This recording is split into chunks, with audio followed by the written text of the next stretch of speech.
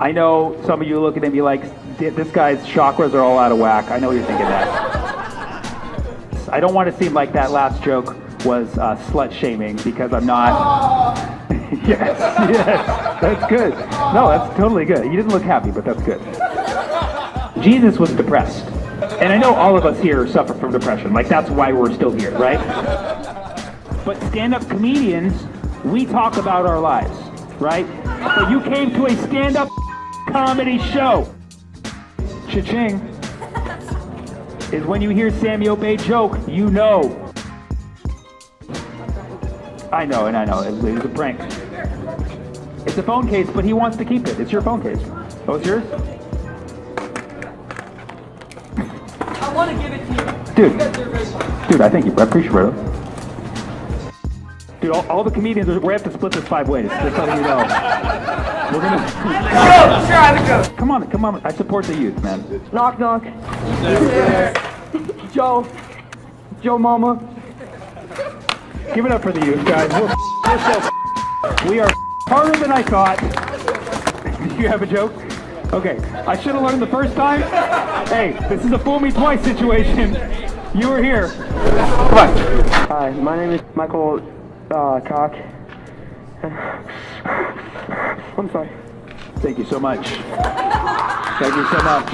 All right. It's not... No, they weren't trolling me. They just have ADD. It's totally fine.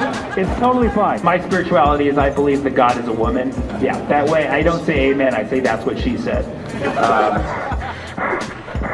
Just using my math degree. That's all I'm doing. You know, we're peaking here. I'm just going to do 2 more hours. Call the cow with dots.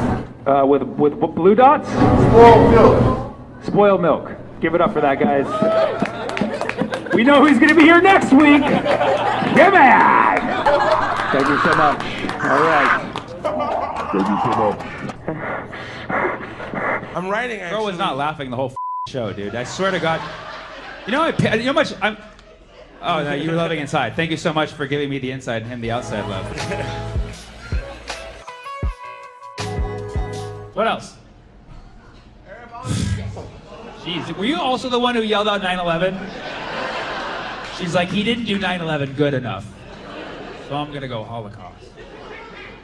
What? What was the one back there? Arab aunties. Arab aunties? Yeah, that's more fun loving. Wait, what? Anything else?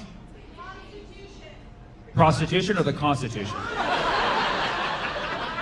Both are in direct conflict with each other, I believe. Which one? Oh, I heard actually both requests. Do you want me to talk about both the prostitution and the Constitution? Man, why do I put myself through this? Well, the Constitution has a lot of good parts. I haven't read the whole thing. I know the Bill of Rights, though. Who here knows all 10 Bill of Rights? Cool. All right, so yeah, one of my friends recently, he got a shirt that says "I know my rights," but I know he does not. So I was like, "Quick, what's the Fifth Amendment?" And he froze. He couldn't say shit. I was like, "Lucky guess."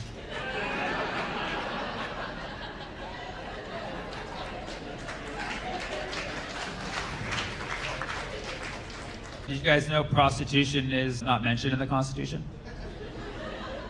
It's not, but there is the 10th Amendment, which says states' rights. Basically says if things are not mentioned in the Constitution, the states can figure it out. And Nevada was like, oh, I know what we're doing. Cool, Arab aunties. Bless them. Always asking me when I'm gonna get married. And I always say next year, just to give them some hope. I feel like they just want to go to the wedding. They just want to eat cake. Make some noise if you identify as an Arab auntie.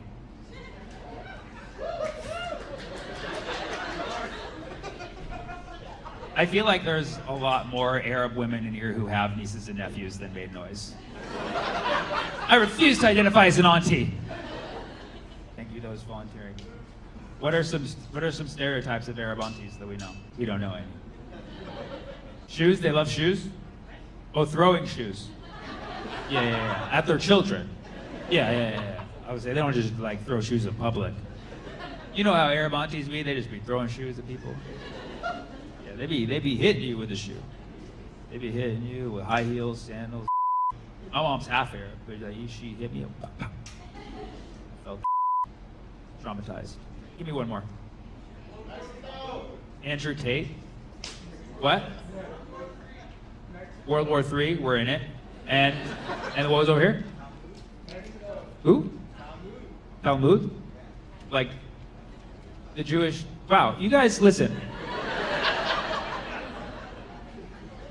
You guys are an interesting crowd. It's like over here is giving me like talk about my bros, Rogan, Kill Tony, and Andrew Tate. And over here is like 9/11 Holocaust, the Talmud. Bro, like for all I know, you're Mossad, dude. You're trying to.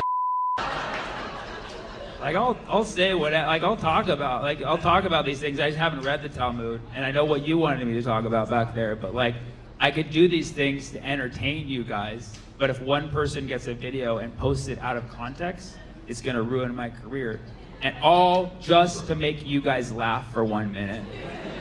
So is that a cost? It's not a cost. It's very fulfilling. It's more of a holocaust.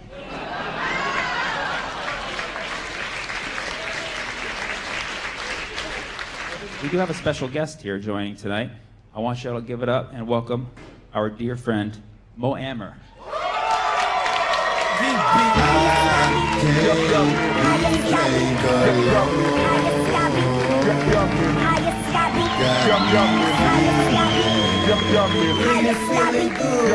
What's up,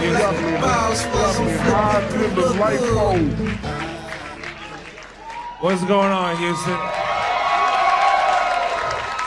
What's happening? Nice, cold outside in Houston, finally. No mosquitoes. It's fantastic.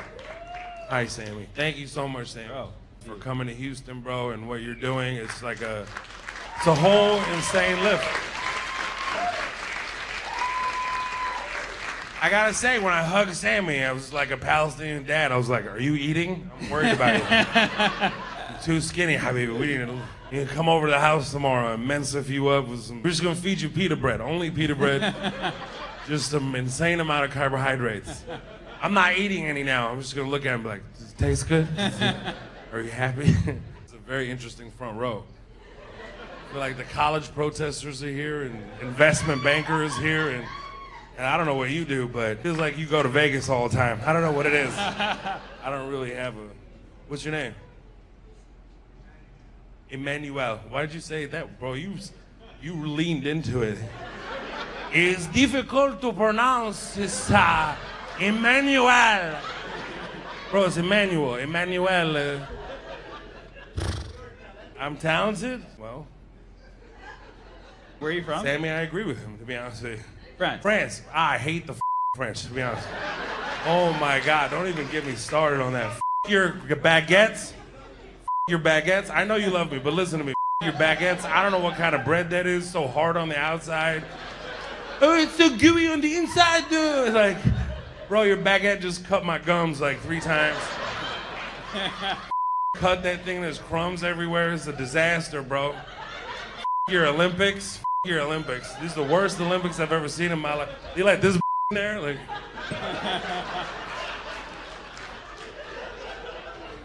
This is the first time I've ever done her dance moves, and I just nailed them. How terrible she is, personally. No, I love you though, Emmanuel. Sorry.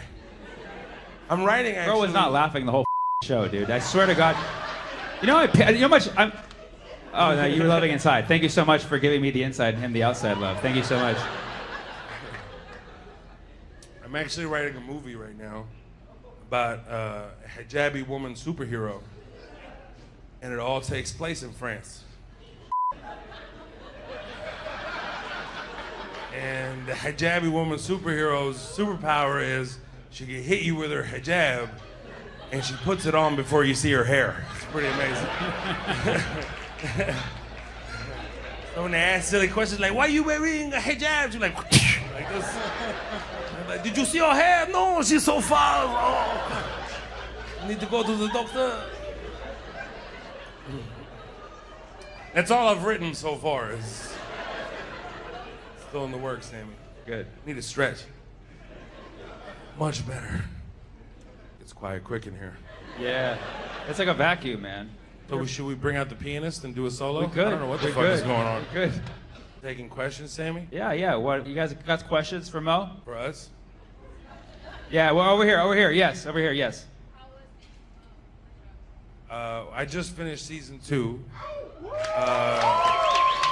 Just finished the trailer for it. I'm not supposed to say this, but it's out in January. And it's I was telling Sammy backstage, it was easily like, especially season 2, because we had the writing strike, so we're out for 5 months, or the show would have been out by now. And then October 1st is the day we came back, 2023, 6 days later, you know. And it's been easily the most emotionally draining thing I've ever done in my life. And I'm extremely proud of it, and I cannot wait till you guys see it, because it's like a real Palestinian family on American television, and it's a real story. For the world, Emmanuel. Yeah. It's gonna be on Netflix, yes. Badik Fiki, thank you. So you're interrupting again. Could you please relax? No, I'm just kidding. What's up, bro? Job opening.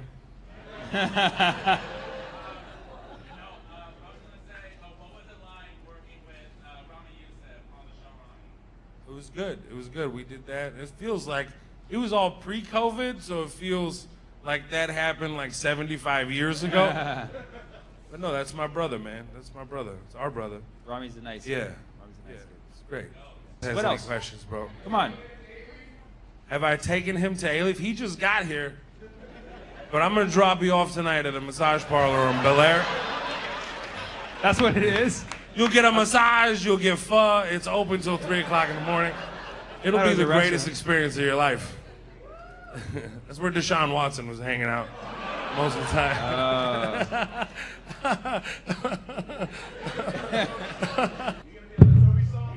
Am I gonna what? Be on a Toby song? Be on a Toby song? Toby's gonna be on my song, okay? Toby does maybe. We just talked tonight. No, that's my brother. No, I don't know. Am I gonna be on Toby's song? What's up? We'll get Sammy in the music video. That's what you're gonna do now. I'll be an extra. All this hard work Yeah, to of be a Palestine on the fucking map just for you be a to background on the music dancer. video. Is it DJ Khaled? Is that why you think that we should only do music videos? And this guy, bro. I swear to God, if I see him, I slap the shit out of him.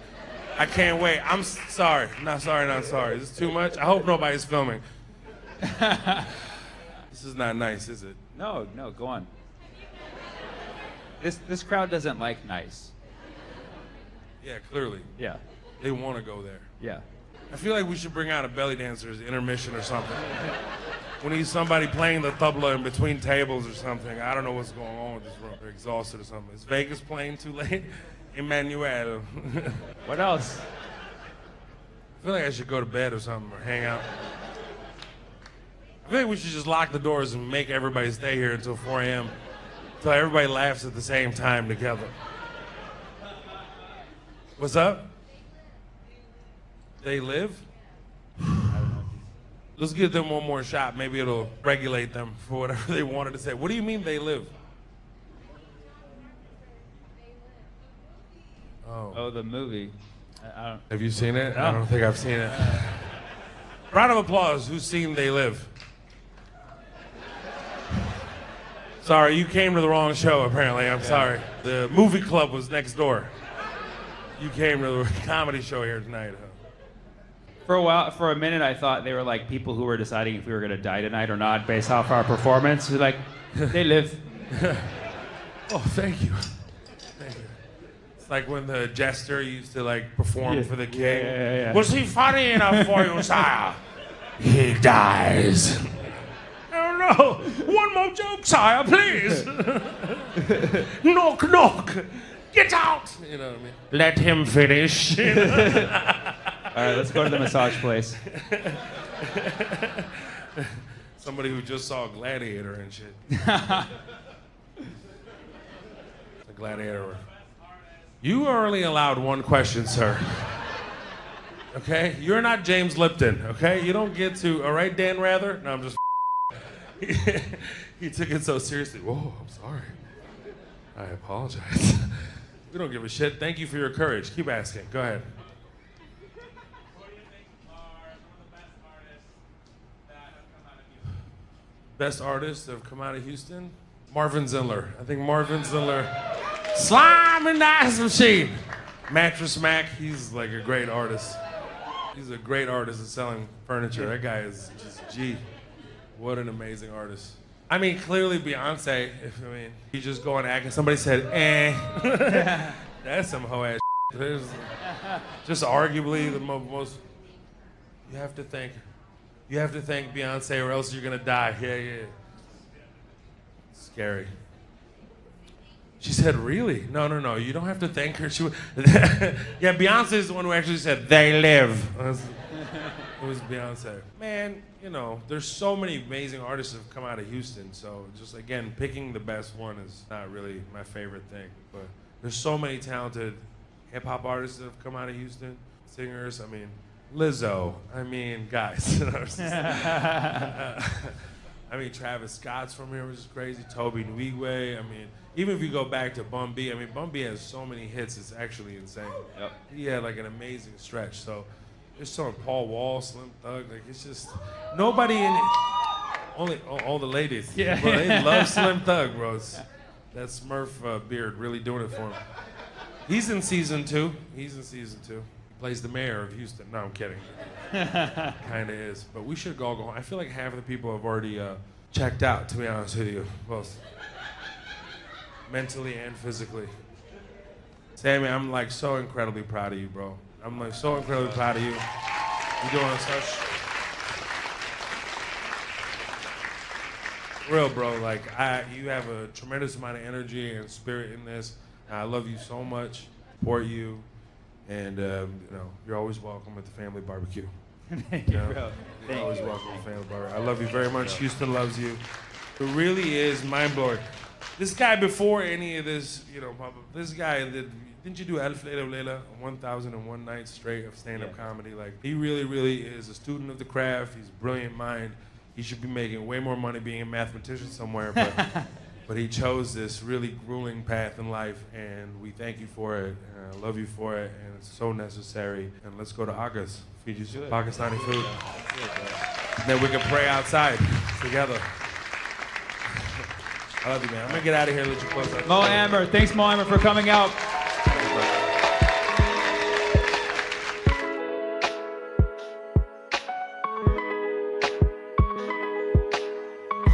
I get very upset when people call me things like social justice warrior.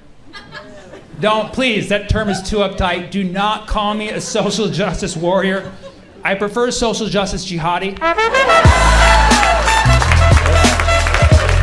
SJJ, yeah.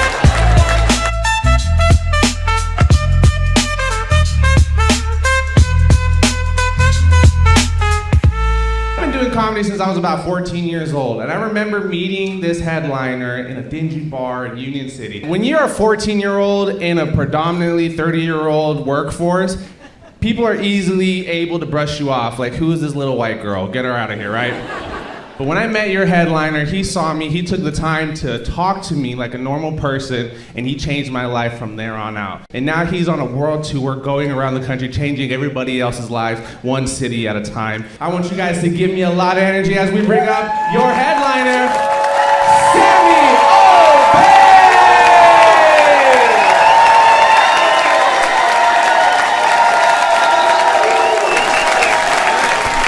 What's good? Give it up for my friends who opened tonight. We literally showcased every different kind of white guy this city has to offer, and we did that for you.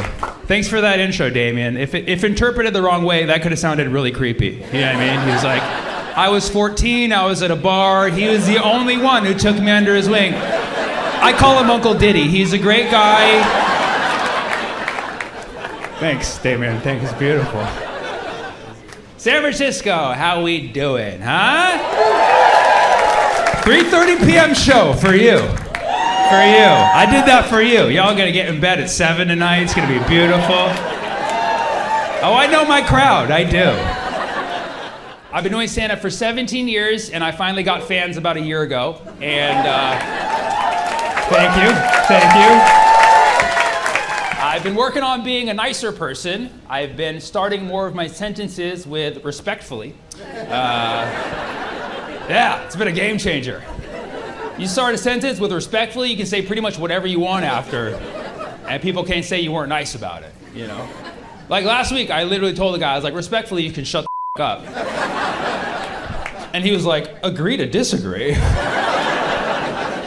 And then he punched me respectfully. It was a great exchange. But yes, I actually used to be a math teacher, if you ever wonder why I come across condescending. Thank you. I'm working on it respectfully. Yes, I majored in math, that's why I do stand up. Yep. And I begin every show talking about math so that nobody complains when I talk about other stuff later. You know what I mean? No one's ever like, please go back to the math. Nobody ever does that. And it gives me leeway to basically talk about whatever I want, okay? I do get a lot of complaints about this. One guy recently came up to me after a show. He's like, I didn't come to the comedy show to use my brain. I was like, I'm sorry for using words. He was like, I want my money back. I'm like, okay, how much do I owe you? He's like, damn it, and that was it. I was doing math jokes in Louisiana because I like taking risks, and oh, shut up. Respectfully, and nobody was laughing except one person, and she came up to me after, and she was like, what's your favorite math theorem? I was like, ooh, talk nerdy to me, right? I was like, let's see, Pythagorean. That's me flirting, Pythagorean. I thought I was smooth. She was like, ew, and then she walked away. I was like, what's... It's not the response I was expecting. I thought we were gonna like nerd out together, but apparently I crossed the line with Pythagorean theorem. You know what was weird too is I was standing right here and the door was over there and she walked away like that and like that. I was like,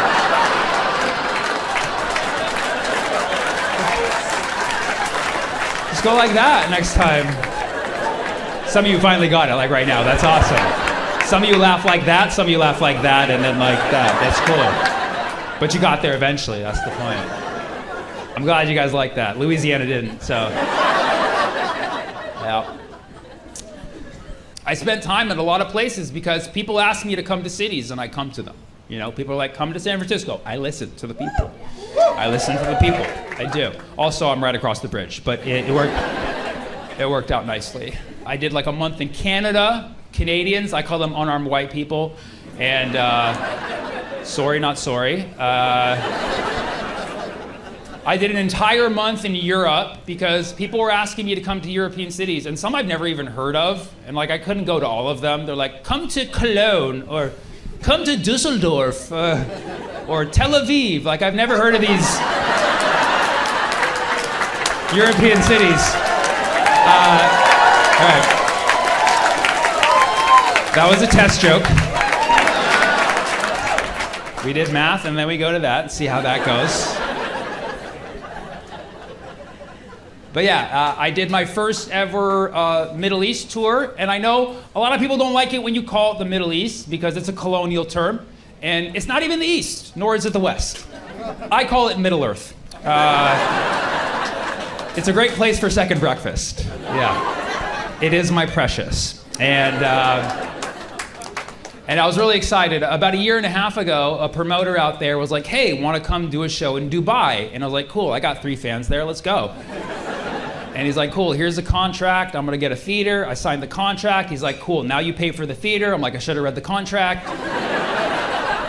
And I ended up putting basically my life savings at the time on this theater. I was not expecting it, but unfortunately, yes, you got to read the terms first.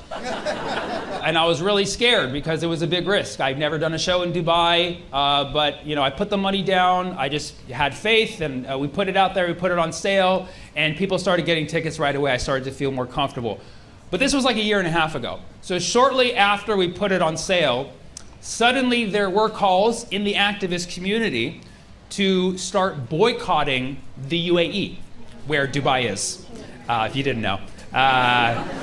People were calling to boycott the UAE, not only for their role of being complicit in what's happening in Gaza, but also their role in Sudan. okay? The UAE has a horrible role. They're funding the RSF, which is basically spurring the genocide in Sudan.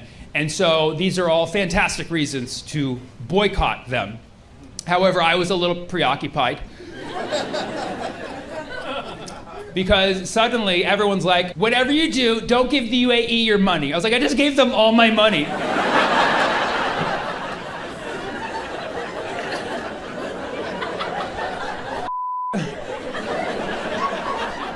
Nobody prepares you for situations like this. But my belief is that you always have to do the morally right thing. So I'm like, I gotta do the right thing, I gotta stand in solidarity with the people, and I'm gonna cancel these shows. And so I decided I'm gonna cancel these shows and do the right thing. But I do have fans there, and I do have to keep them in mind. So I decided to reach out to them and kind of comfort the blow. I didn't really want to tell them straight up, I just kind of wanted to feel it out first. So I reached out to a fan, I was like, hey, how would you feel if I cancel the show in Dubai? And she was like, no, I already got tickets. I've been looking forward to this my whole life. I'm like, I'll ask someone else. And I reached out to another fan. I was like, hey, how would you feel if I canceled the show in Dubai? She's like, I had cancer till I started listening to you. I was like, oh, shit. It's the wrong sample here. And then I asked another fan, and they all more or less started to say the same thing. They're like, Sammy, we love you and we follow you because you talk about Palestine, okay? That's what we stand for. We love that you talk about Palestine. And we here in Dubai, most of the people here support a ceasefire and support a free Palestine. We just have a government. And I'm like, I have no idea what that's like.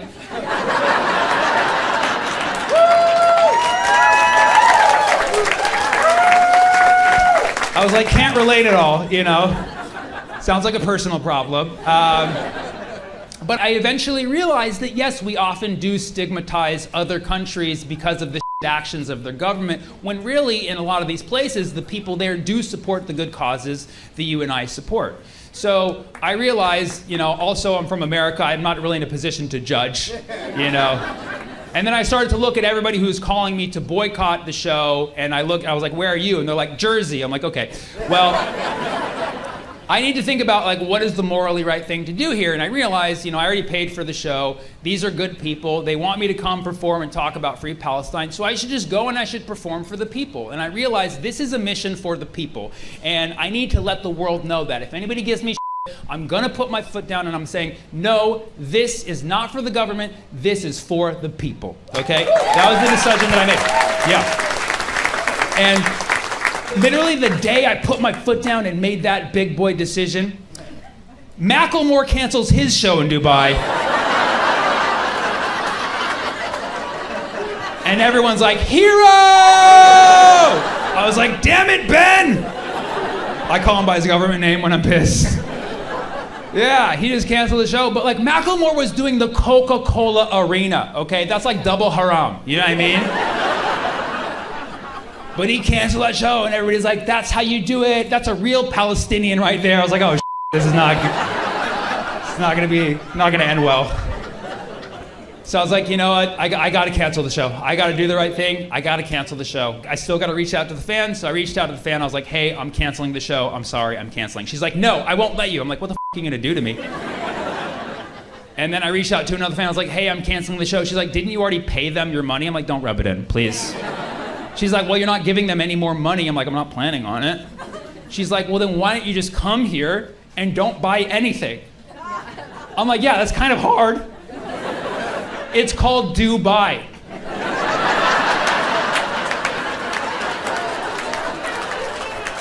You go there, you Dubai.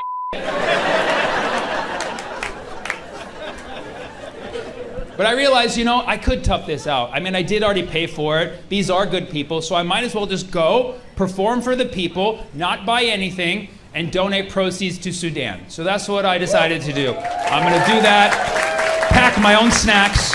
I just packed a suitcase full of baby carrots and got on a plane to Dubai. And I was actually surprised. The moment I landed in Dubai, the first thing I saw was a building with a Palestinian flag just waving on the top of it. I was like, that's amazing. They do support the people. That's beautiful. That's beautiful. Then I looked over at another building. I saw another Palestinian flag just waving up top. I was like, that's amazing. They really do support the people. Then I saw another one and another one. It became like an unwanted DJ Khaled song. You know, it was like another one, another one, another one. I was like, wow, they really support Palestine. Then I just looked a little bit more closely. It's just the UAE flag. They got the same colors. Like, oh, we were so close.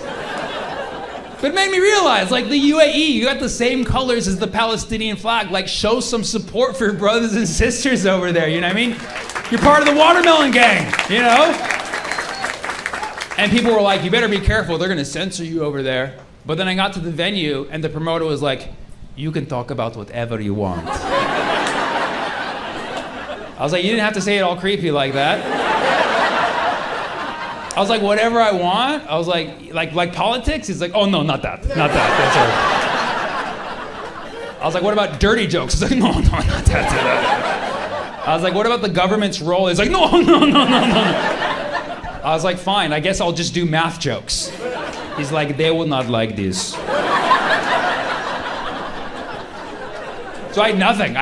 I just asked people how long they've been dating for, and that was haram. It was all bad. It was just... I ended up talking about vegans for like half an hour, and sorry vegans, you took one for the team, I know. I have nothing against vegans. Vegans are good people, okay? They don't kill animals, all right? They can kill a vibe, obviously, but they don't kill animals. And if that makes you upset, don't prove the point, okay? Just roll with it. You took one for the team with me in Dubai. But yeah. It was difficult operating under censorship. That's why I was really relieved when I got to Egypt. And Egypt. Oh, let me tell you about Egypt. That's a spectacle. All right, there. I'll tell you. Egypt is a wild place, dude. I only get scammed like 93 times. And most of it was by the government, actually. And yeah, Egypt is crazy. Like, you'll be on the freeway, everyone's just going 1 mile an hour at the same time. I looked to my left, there was like kids on a skateboard going faster than me. I looked to my right, there was like a cat on a motorcycle. I was like, yep, all right, sure, whatever. And I got to the show, and I thought they were gonna censor me like a little bit, but they didn't say nothing. They said nothing to me. They didn't tell me any restrictions. I got on stage, and 2 minutes into my set, the promoter gets up from the back. He's like, oh, I forgot to tell you, there is one thing you cannot talk about. I was like, wow, great timing, thanks. Maybe before the show next time. Like, I hope it's not my name, because I already said that. We're kind of screwed. He's like, no, you can say whatever you want, just don't mention our leader. I was like, oh, the guy at the top of the pyramid, huh? I don't know what you're talking about, huh? The problem was he said it in front of everybody, and my crowd tends to be kind of the rebellious type, you know, right? So naturally, they heard him say, he's like, don't mention our leader. And they were like, do it, do it, do it, do it. Say his name, say his name. And I'm like, wow, you guys want me to die. That's amazing. That's no loyalty to your comedian friend here. Just want to sacrifice me for some content, okay? But I had to do something to impress them, because they're my fans, you know, but I didn't want to go to jail. So I was like, you better think of something clever real quick. So I was just like, respectfully, I don't appreciate a lot of the actions of your government, okay? But I am visiting from America. Can't talk a lot of in that department. But I don't want to go to jail, so I do have to follow the rules, okay? But for the record, I'm not doing it because I'm scared, okay? All right? I'm just doing it because I don't want to go to jail tonight. I want y'all to get a show, okay? Y'all remember that. I'm not scared, okay? Yes, for the record, Sammy Obeid ain't no sissy, okay?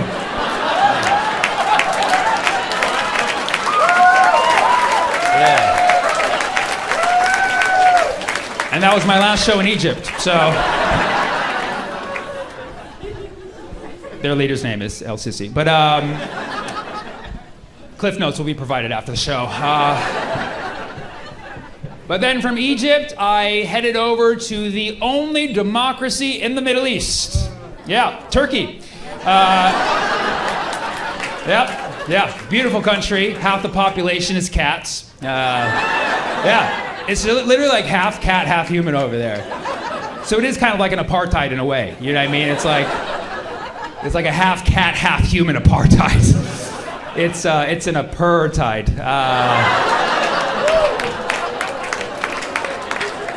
That's one of the most adorable geopolitical jokes you'll ever hear. Apartheid, okay? You can tell that one to your grandma. And then from there, I was supposed to close out the tour in Beirut, Lebanon. The shows got canceled. I'm still not sure why.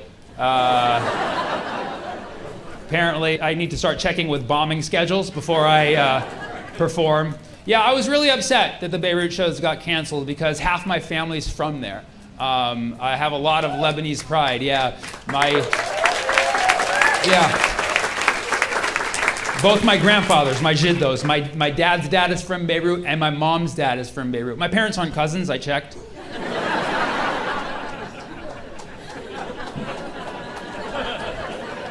But yeah, I recently did my genealogy test. I couldn't afford a 23andMe, so I got a 22andYou. I found out that I'm mostly Lebanese and Palestinian, and yep. I'm also a little part Italian. I'm a 1/8 Italian, a little sliver, a little slice of pizza Italian. So I got a little bit of the Luigi in me. Yeah,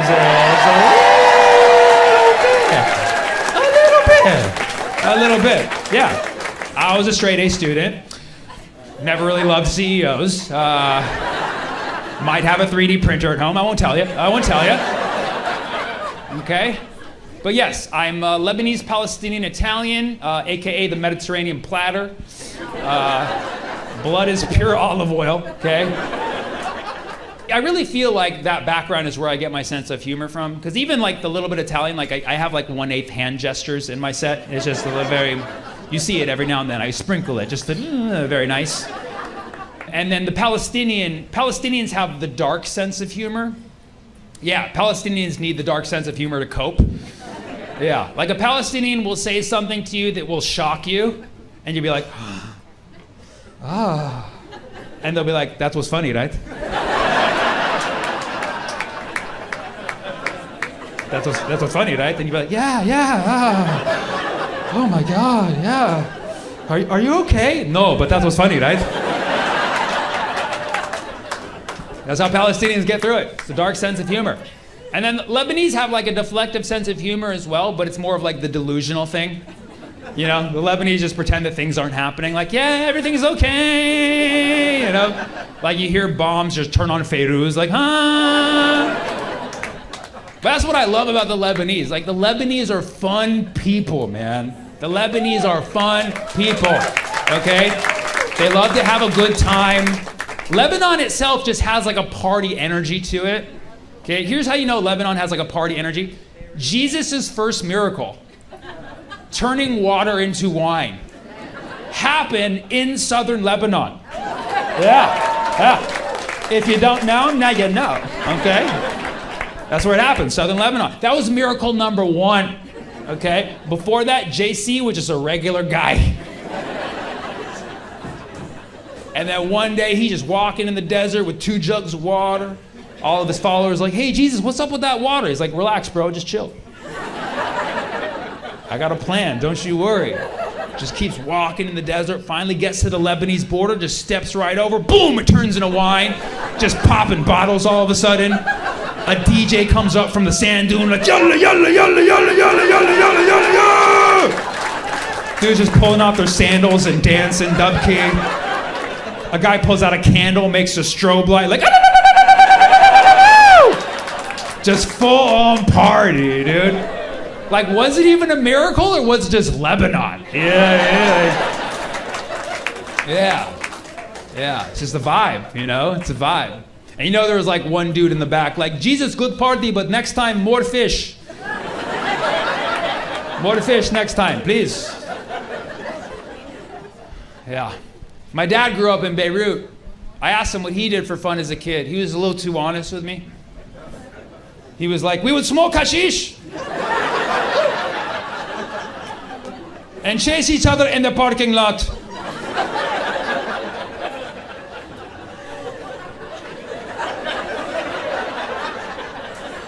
We called it hashtag, like, oh, come on, man. Come on, man.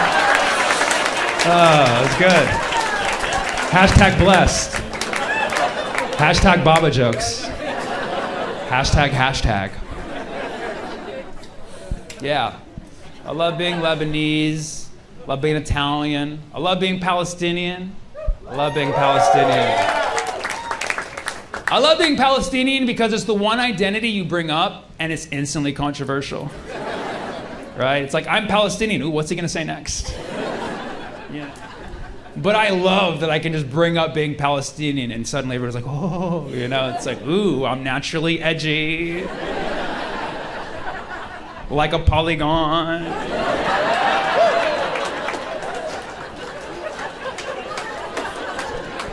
But I'm a Polygon. What's good? What's good? What's good? Polygon, get it? It's a shape. Yeah. Polygon. It's a new shape. How many sides would a polygon have? 2, the river and the sea. Yeah.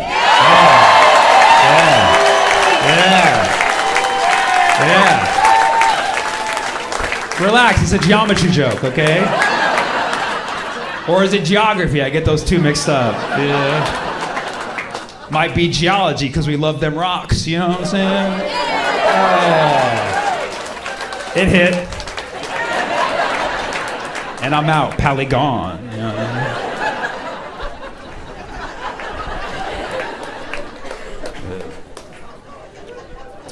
Good. Yeah, growing up Palestinian in America, we didn't have the best PR, you know? So I always had to let people know, like, hey, I'm a proud Palestinian. This is what a proud Palestinian looks like, okay? Yeah, and I'm very friendly, okay? Yeah, I'm Palestinian and I'm your friend, okay? I put the pal in Palestinian, okay? Yeah, we're great pals, we are. We're a fun time. You want to play catch? Great throwing arm, you know what I mean? Need a foundation under that house? Good at digging. Yeah, man, good. We can get down there. Want to go paragliding? Okay, I won't go that far. But the point is, we're good friends. We'll remember your birthday, okay? We won't forget things that happened 76 years ago. Yeah. I told the guy my family's from Palestine. He was like, Palestine? That's a made-up country. I was like, what? He was like, Palestine, that's a made-up country. I was like, I heard you the first time. He was like, yeah, I heard Palestine's a made-up country. I was like, yeah, like any country?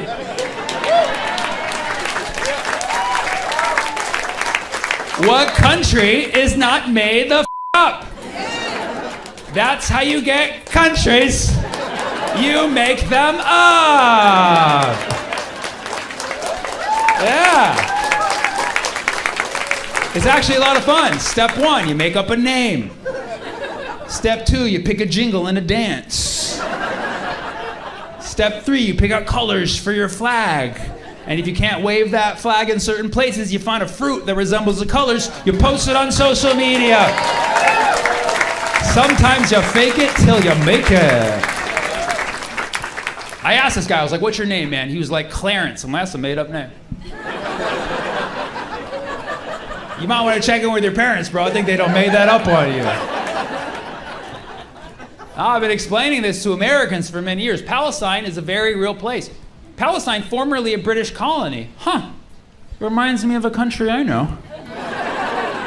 America? Who would have thought? Same stepdad? Step pop, still at it, dude. Yeah. I lived in Hollywood for 15 years, and I was trying to pitch a TV show that would educate Americans. Oxymoron.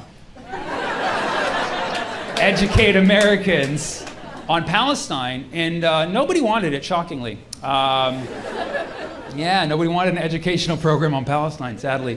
But I got close, though. They almost let me do a show. They were gonna let me do a game show. It was supposed to be a game show hosted by Drew Carey. You know Drew Carey? Yeah, it was called Whose Land Is It Anyway? And it was better than my first idea. deal or no deal. But too real for some people, I get it. But I really did want to do a show like that because I realized that Americans, they always see the situation from like a land ownership perspective. Whenever you talk to an American who knows nothing about Palestine, they're like, well, who owns the land? Have you checked the deeds yet? Like, is that easy? Like, just check the deeds. Like, who owns the land? It's probably me. Like, that's the attitude that Americans bring to the situation. I remember one time my Jewish friend and my Arab friend were getting into a debate. It was getting very heated, and my white friend thought he could, like, save the day. Yeah. He was like, all right, guys, let's settle this. I'm like, don't use that word.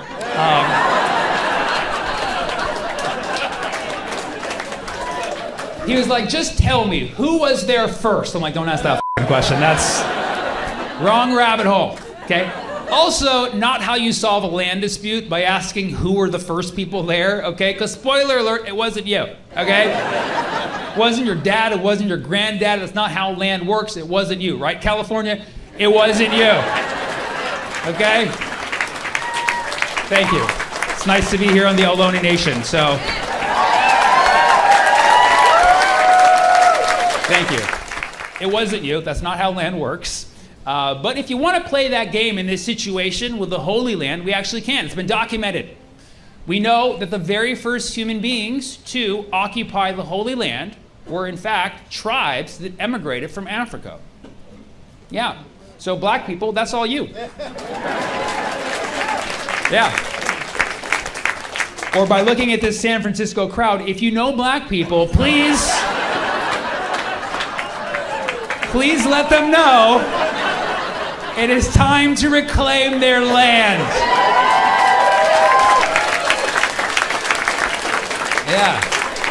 Yeah, I think it would be a good move. It would stir up things in the right way, you know? It would be like a new birthright program, you know what I mean? Yeah. Don't get me wrong, I love my Middle Earth brothers and sisters, but I would love to see a strong black woman just go on down there and just be like, Shlomo, Muhammad, Yeah, I mean, it's like, shut it down, you know? Haven't tried that yet, that's all I'm saying. But yeah. That's what I realized. Get some water real quick. I realized that whenever people know nothing about the Israel-Palestine situation, they always kind of say the same thing. They're always like, oh, Israel-Palestine, it's just two people just fighting over land. That's all it is. It's just two people fighting over land. That's all it is, just two people.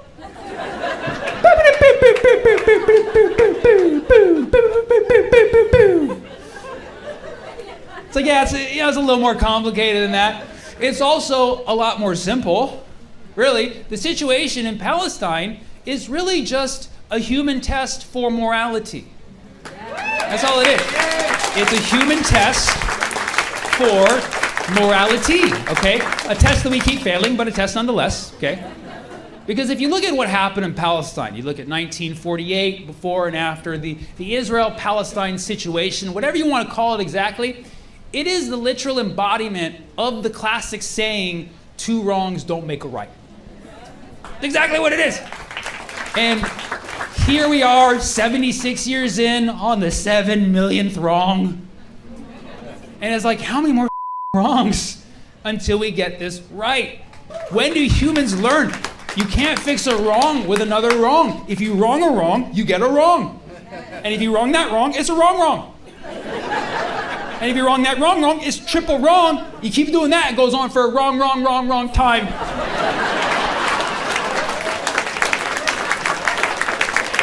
It's an old proverb. Really, we don't need any more wrongs. Okay? We as humans, we need to learn how to get it wrong. You know what I'm saying? Okay?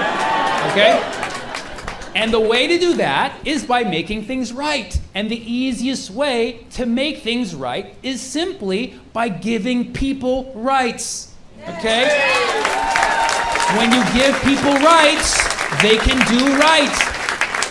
And rights are very powerful. They undo all wrongs. It's a phenomenon called white supremacy. There's a better name for it for sure, okay? But right privilege, right power, we'll figure it out later, okay? But rights are out there working, okay? Rights, because a right undoes a wrong instantly. If you right a wrong, you get a right. And then if you right that right, you're doing a good job. And then if you right that right, you've now made a left. You've gone a little bit too far, okay? But one more right, full circle, baby. Ready to stack rights on rights on rights till everything's all right, all right, all right. Yeah. And I'm sure there's people who think I'm wrong, but that was incredibly hard to write.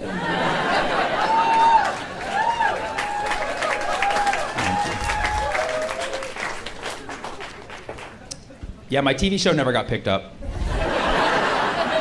I tried. I never made it. So I decided that I was just going to continue talking about Palestine in my stand-up. And thank you. I've been doing that for about 15 years now, which explains why most of you heard about me about a month ago. It's been a slow burn. But a lot of people have been following me over the years, and I really do appreciate that. And a lot of people have been following me for the wrong reasons as well, just to kind of like hate on me, but it's more engagement, so it works out. I literally get asked all the time, because I have not stopped talking about it, so people are like, why do you keep talking about Palestine, Sammy? Why do you keep talking about Palestine? I'm like, well, it's not resolved yet. That might be part of the problem, you know? Also because most comedians don't. You know what I mean? Like, most comedians, like, they don't even touch the subject. And we're living in a time now where, like, comedians are out there, like, wanting to be edgelords. Like, I say whatever I want. I say whatever the fuck I want. Like, what about Palestine? Well, it's a little tricky. So I'm like, fine, more for me, okay? More for me. I'll take the jokes. You're just gonna leave them there on the table? I'm gonna take them. I can't not take these jokes. Really, I treat comedy about Palestine like an illegal settler does land in the West Bank. Like, if I don't take this, someone else will. Yeah. That's a direct quote. His name is Jacob. Some of you might know him. People are like, wow, you're actually pretty good at this. Well, I do it for an occupation, so.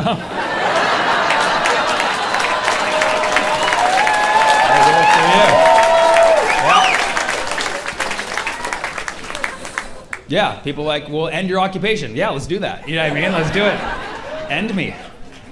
You know, the subject actually works in comedy just because it's so edgy. Like, it's a subject where you can say true things and it will upset people. It will piss people off. Like if you say that Palestine is occupied, which is true if you understand definitions. But people will like fight you on that. Like, no, Palestine is not occupied. They're not like, what do you want me to say? They're busy?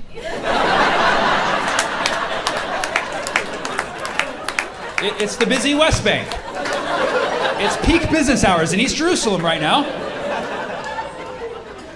It's a subject where people flip on their morals, you know, both on the left and on the right. That's the beautiful symmetry to it. You know what I mean? Yeah, like on the left you have progressive accept Palestine. You know, it's like, yes, human rights, everybody, we care about human life, but Palestine thing's a little tricky, you know? It's a little tricky, you know? And then on the right, you have freedom of speech, First Amendment, say what I want, but River to the Sea is a little offensive, don't you think? I find it a little bit offensive. It's hypocrisy on both sides, and that's why it unites our Congress. You know what I mean? It's the one bipartisan issue for the wrong reasons. Yeah. You know, that's why Congress is able to like move like dumb legislation on it, you know? In 2024, the House passed this crazy bill that is attempting to limit our freedom of speech on the subject of Palestine. It has some wild things in there. They're trying to ban the phrase "from the river to the sea." Yeah, if you're not entirely aware, "from the river to the sea, Palestine will be free" is simply, yeah. End of sentence, right? From the river to the sea, Palestine will be free is a call for liberation of occupied people. And people that are in many, largely under occupation because of our tax dollars. So it actually is very relevant to us. And they're trying to block us from mobilizing to call for the end of the oppression of people who were actually responsible for oppressing. So it's actually very demonic that they're trying to block it. And they already banned the phrase in Germany. Yeah, when I went to Germany, I had to be like, from the one body of water to the other body of water. It was very confusing. People didn't know what water I was talking about. But they banned it in Germany, and they're trying to ban it here in the United States. Here's a rule of thumb. If Germany does something, maybe don't do it. You know what I mean? Kind of a hot take, okay? Except maybe the Autobahn. Let's look into that one, but like, you're just gonna ban from the river to the sea? Like, what a vague, ambiguous term that has a lot of contexts. You're just gonna ban from the river to the sea. What if you're giving directions to someone on a boat? You know what I mean? Like, you see a boat stranded out on a lake. You're like, hey, you wanna go from the river to the, whoa! Well, I was just gonna say from the river to the sea, his boat will be free. That's all I was gonna say. No, you were going to say that once his boat gets out of the ocean, he's going to sink all the other boats. Like, this is not Battleship. What are you talking about? I just want the liberation of that particular boat. That's why I said from the river to the sea, his boat will be free. And I didn't say L5. You know what I'm saying? That, like, listen to my language here, okay? You know who else does from the river to the sea in nature? A baby salmon. Yeah. Every baby salmon is hatched upstream and has to swim down the river to the ocean to fulfill its life as a salmon. From the river to the sea is a tale of a liberation of a baby salmon. That you eventually eat, but a salmon nonetheless. You want to ban that? Monsters. It's crazy. No, you know what? Banning that's anti-salmonism. That's what that is.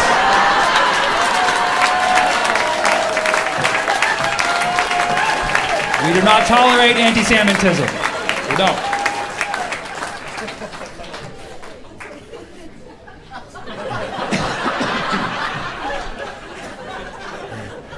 But I've already decided.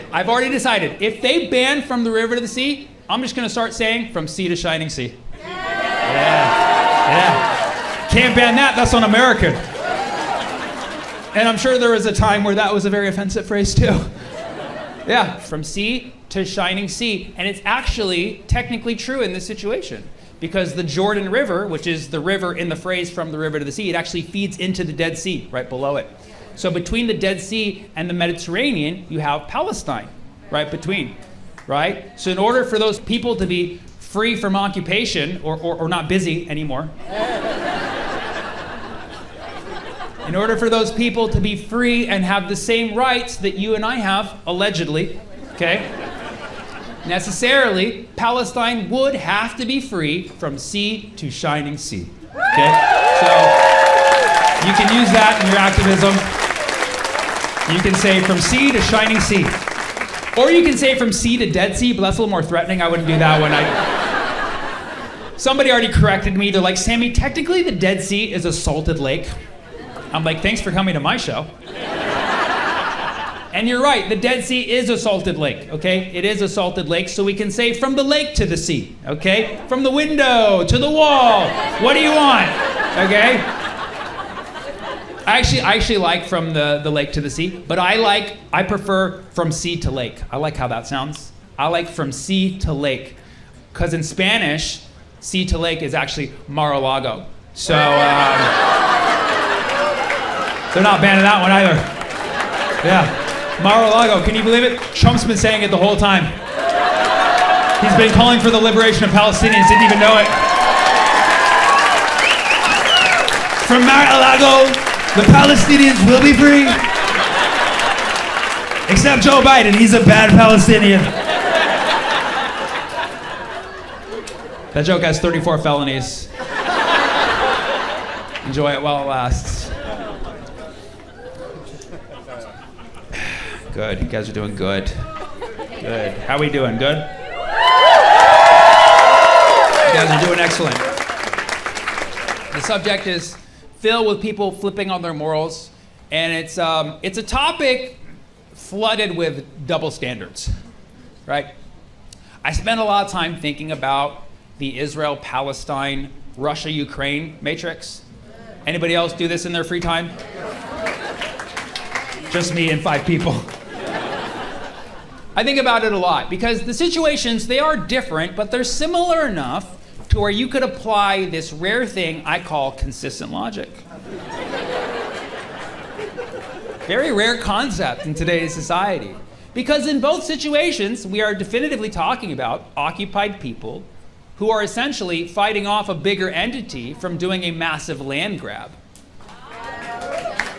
Right? So you would think the slightest bit of consistent logic could apply, but it's very rare. And I commend people who do it. Like if your position is Ukraine must stand up and resist occupation, and Palestinians must stand up and resist occupation.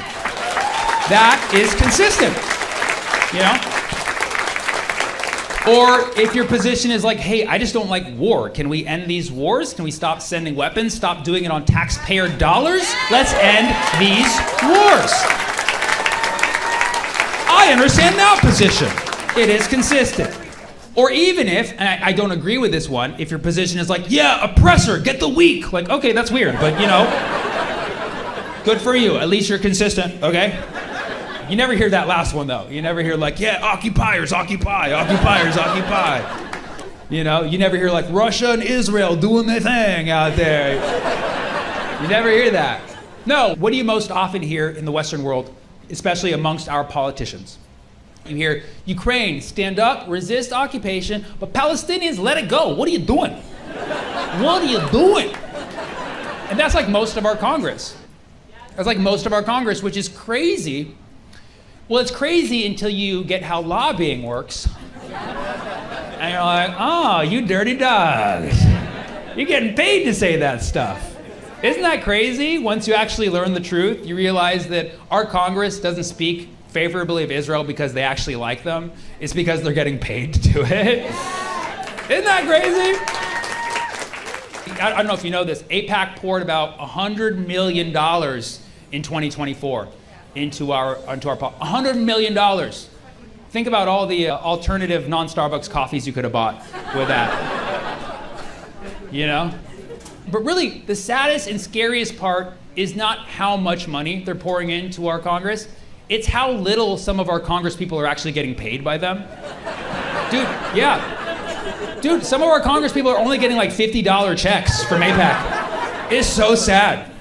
Bro, is it that bad? Like, check in on your senators, you know what I mean? Like Venmo them something. Maybe they'll stop supporting war crimes for $50, dude. You know, they say like, oh, text your congressperson. No, like Venmo them something now.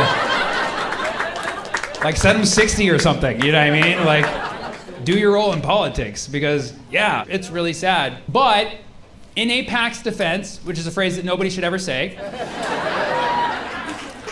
AIPAC is simply playing within the bounds of the corrupt American lobbying game, you know?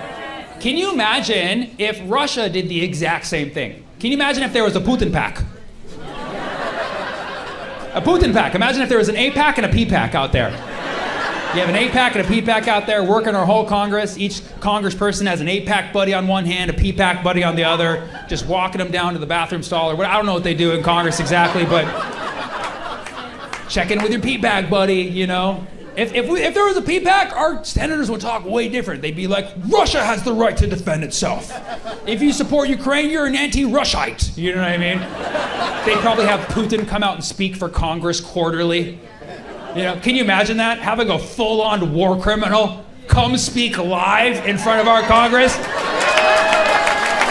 and get a full-on standing ovation by rabid $50 senators? What kind of monster country would do that? Spoiler alert, it was us a few months ago with the Netanyahu. But that's just what it is. And, you know, sadly, when you do look into both of these situations, Israel, Palestine, Russia, Ukraine, you do see a lot more parallels. I tell people, if you ever have like 3 hours to kill, okay, I highly recommend you watch Vladimir Putin's interview with Tucker Carlson, okay? That is fire, dude, okay? It's all in Russian, you'll learn nothing, okay? But you see a lot of things. You see to what great lengths Vlad goes to try to convince the world why he has the rights to their land. You're like, oh, this sounds familiar, you know?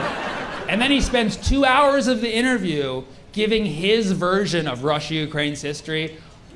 Pretty sure he made it all up. I'm not exactly sure. I can say for sure he gets very creative. Putin writes like a full-on screenplay right there. He's like, okay, external scene. Siberia. 3,000 years ago. Bear fight wolf. Bear win. Russia begin. Bear drink vodka. It was a good day. End scene. Scene 2. Siberia, 2,000 years ago. Bird suddenly fly out of sky and take fish from bear hand. Bear say, who are you, bird? Who are you, bird? Bird say, I crane. He say, Ukraine, and this is how it all started.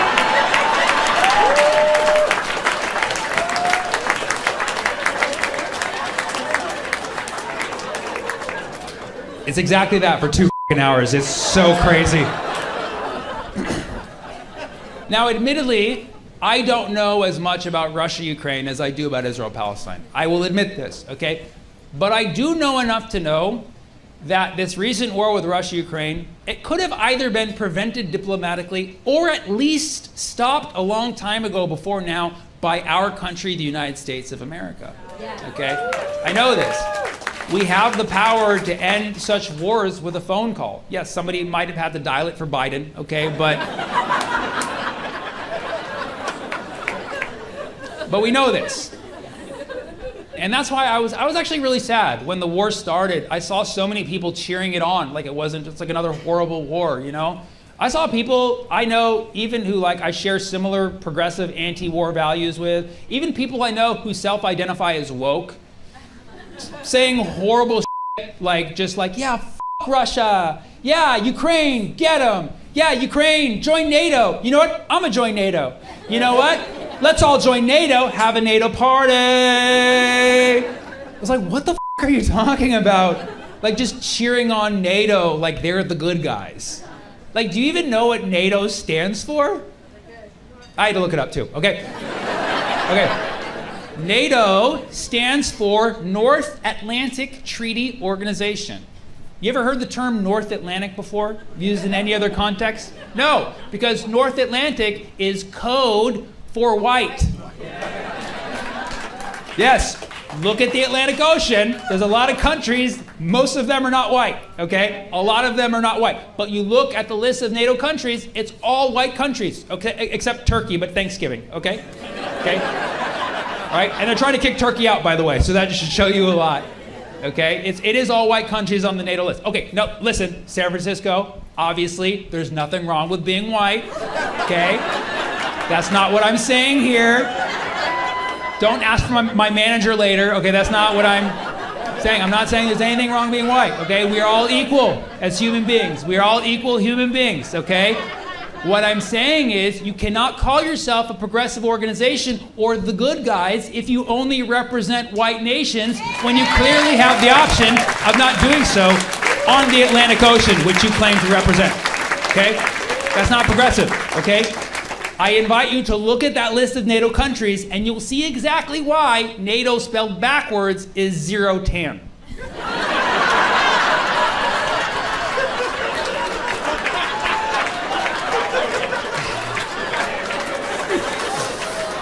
Respectfully.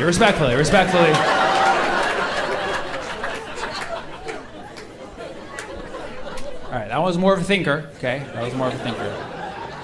Okay. Good job. Okay.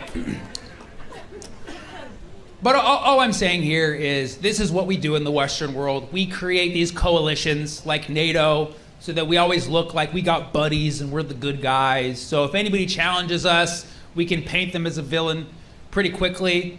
Or worse, what do? We call them a terrorist, right? Call people terrorists. That's our thing in the Western world. When anybody tries to challenge us, we call them a terrorist, okay? It's kind of a f***ed up, hypocritical word for us to use, You know, because if you know anything about Western imperialism,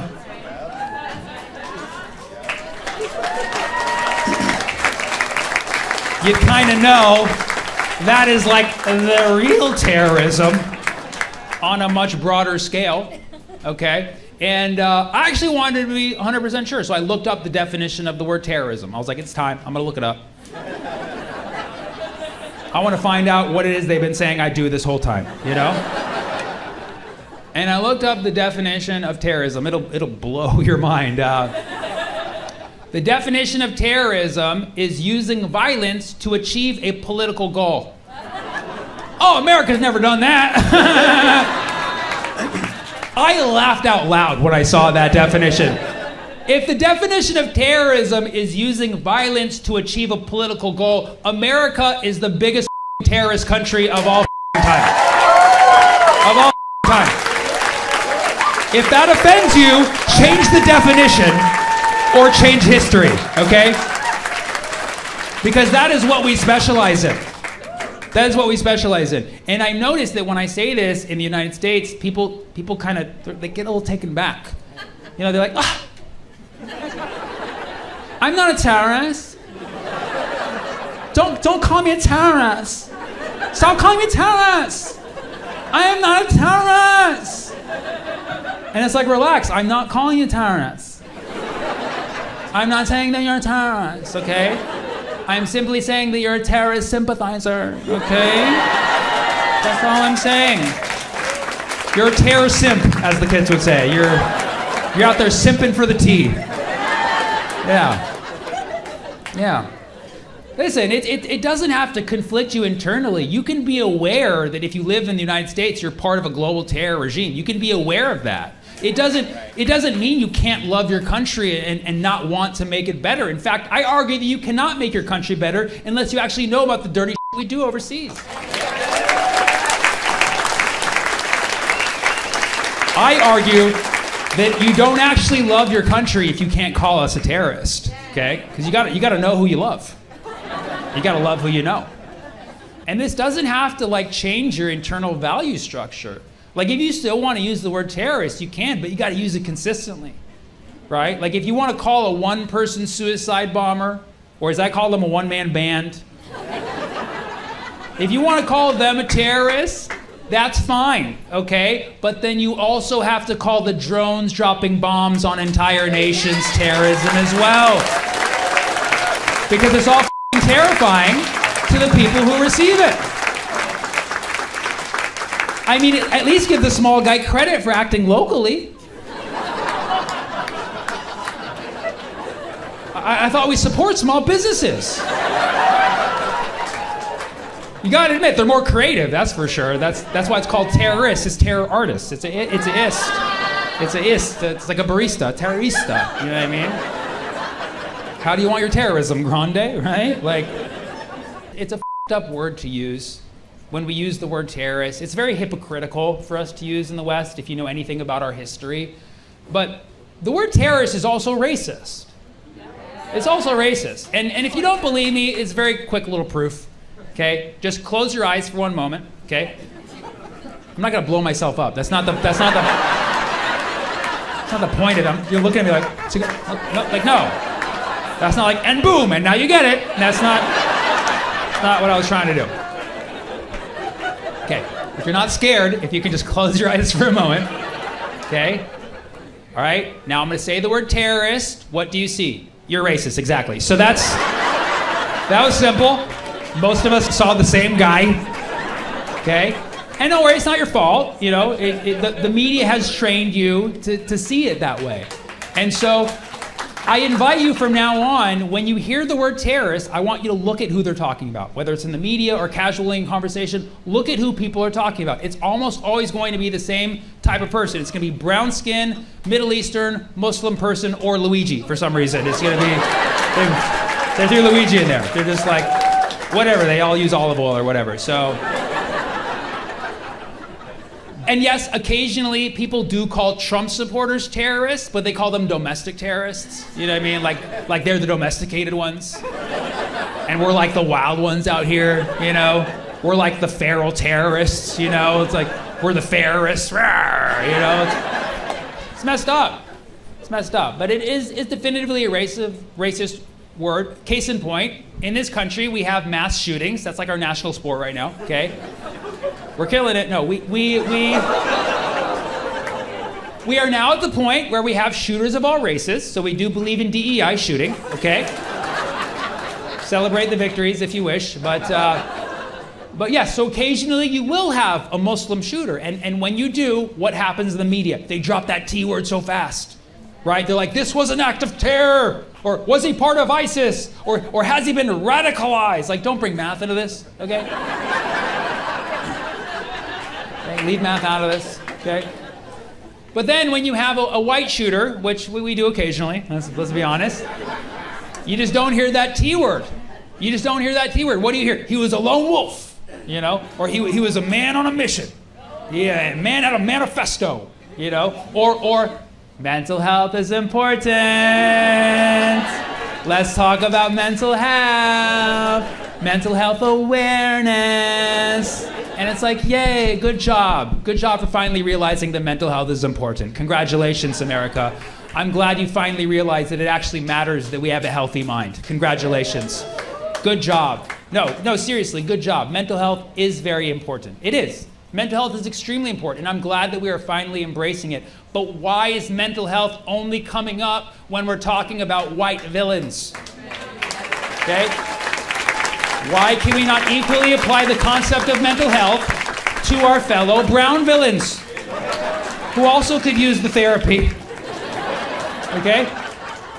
And I know some of you think I'm just calling racist for no reason. I assure you, I would not just call racist if I didn't have a punchline. Okay? This is a real point I'm making. I'll ask you this. Have you ever in your entire life heard this? You know, Osama bin Laden, did he have like depression or something? Maybe it was like seasonal affective disorder. That's why he was so sad. He wasn't getting enough sun.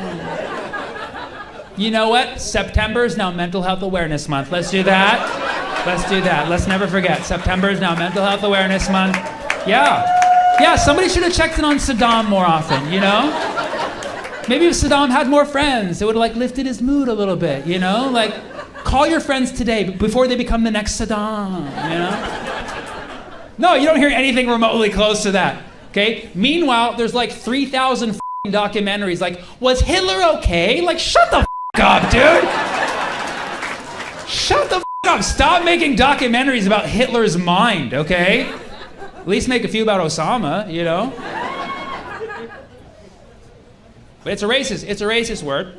And you can ask anybody who looks like me, or anybody in this category, we don't even feel comfortable getting angry in public because people see that terrorist trope in us.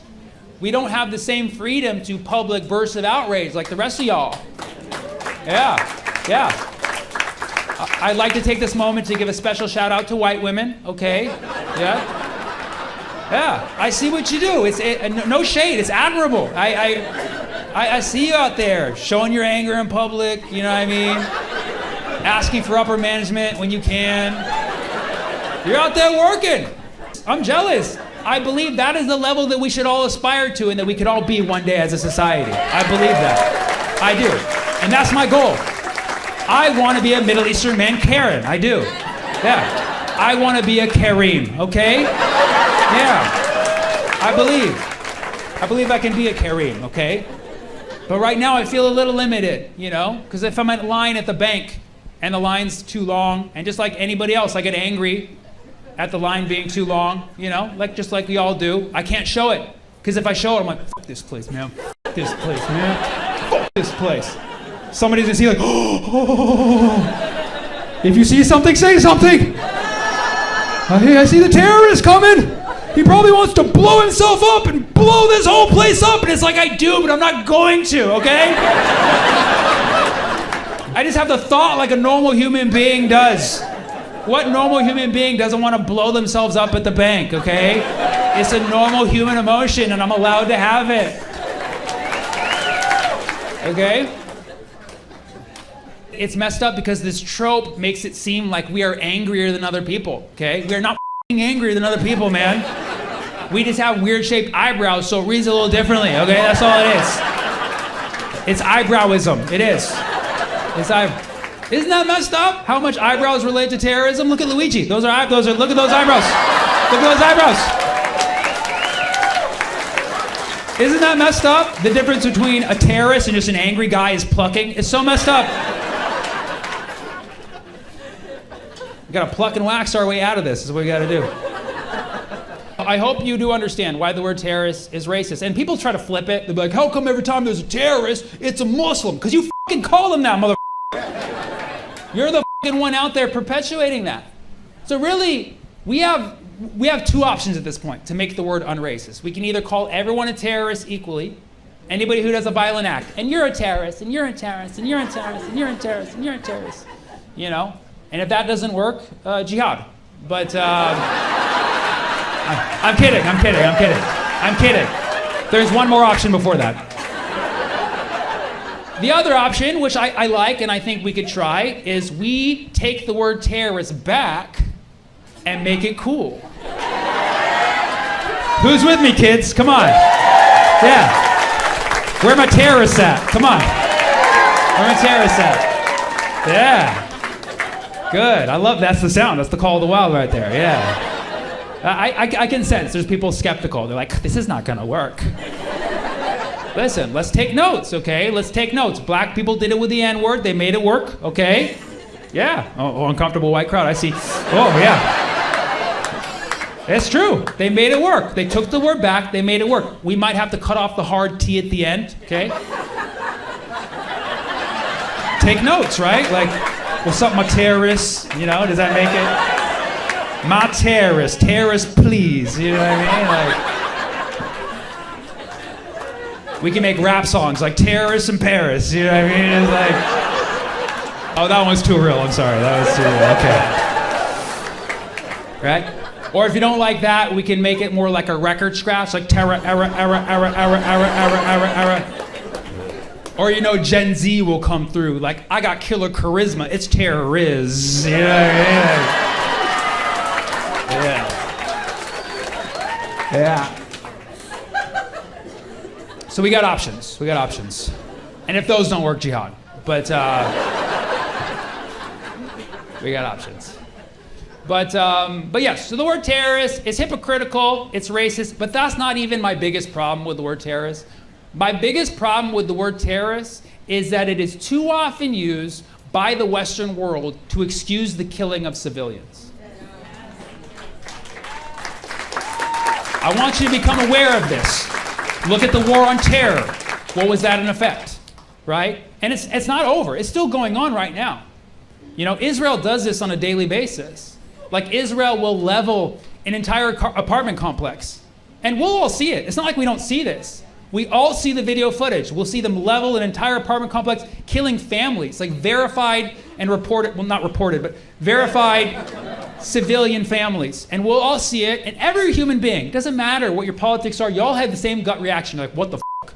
You cannot be a human being and see that and not be like, what the fuck, right? All Israel has to do at that point is just be like, oh no, we were targeting the terrorists.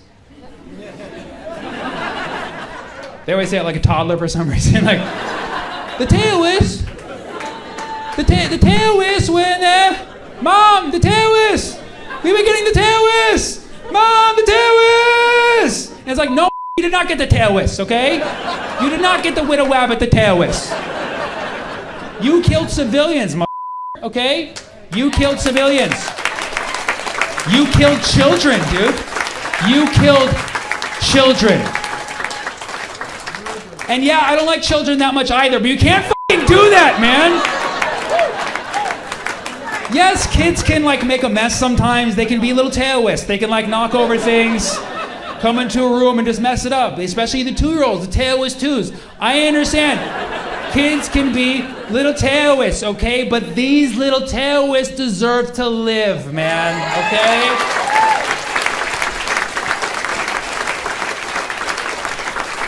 And I know people get uptight when I talk about this stuff. Like, oh, you're just gonna make jokes about terrorism? You're just gonna make jokes about bombs and people dying? Like, yeah, the f*** I am, dude. The f*** I am. You think I'm just gonna see this shit and not talk about it? It is not normal. We cannot just continue to let this shit happen. It is not normal. We have to talk about it. And you know what? I'm gonna make jokes about it.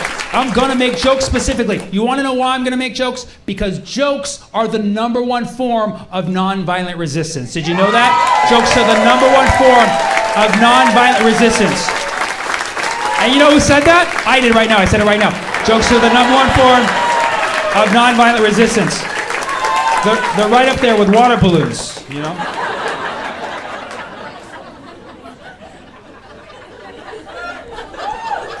I don't claim to be a pillar of morality myself. In fact, I get very upset when people call me things like social justice warrior.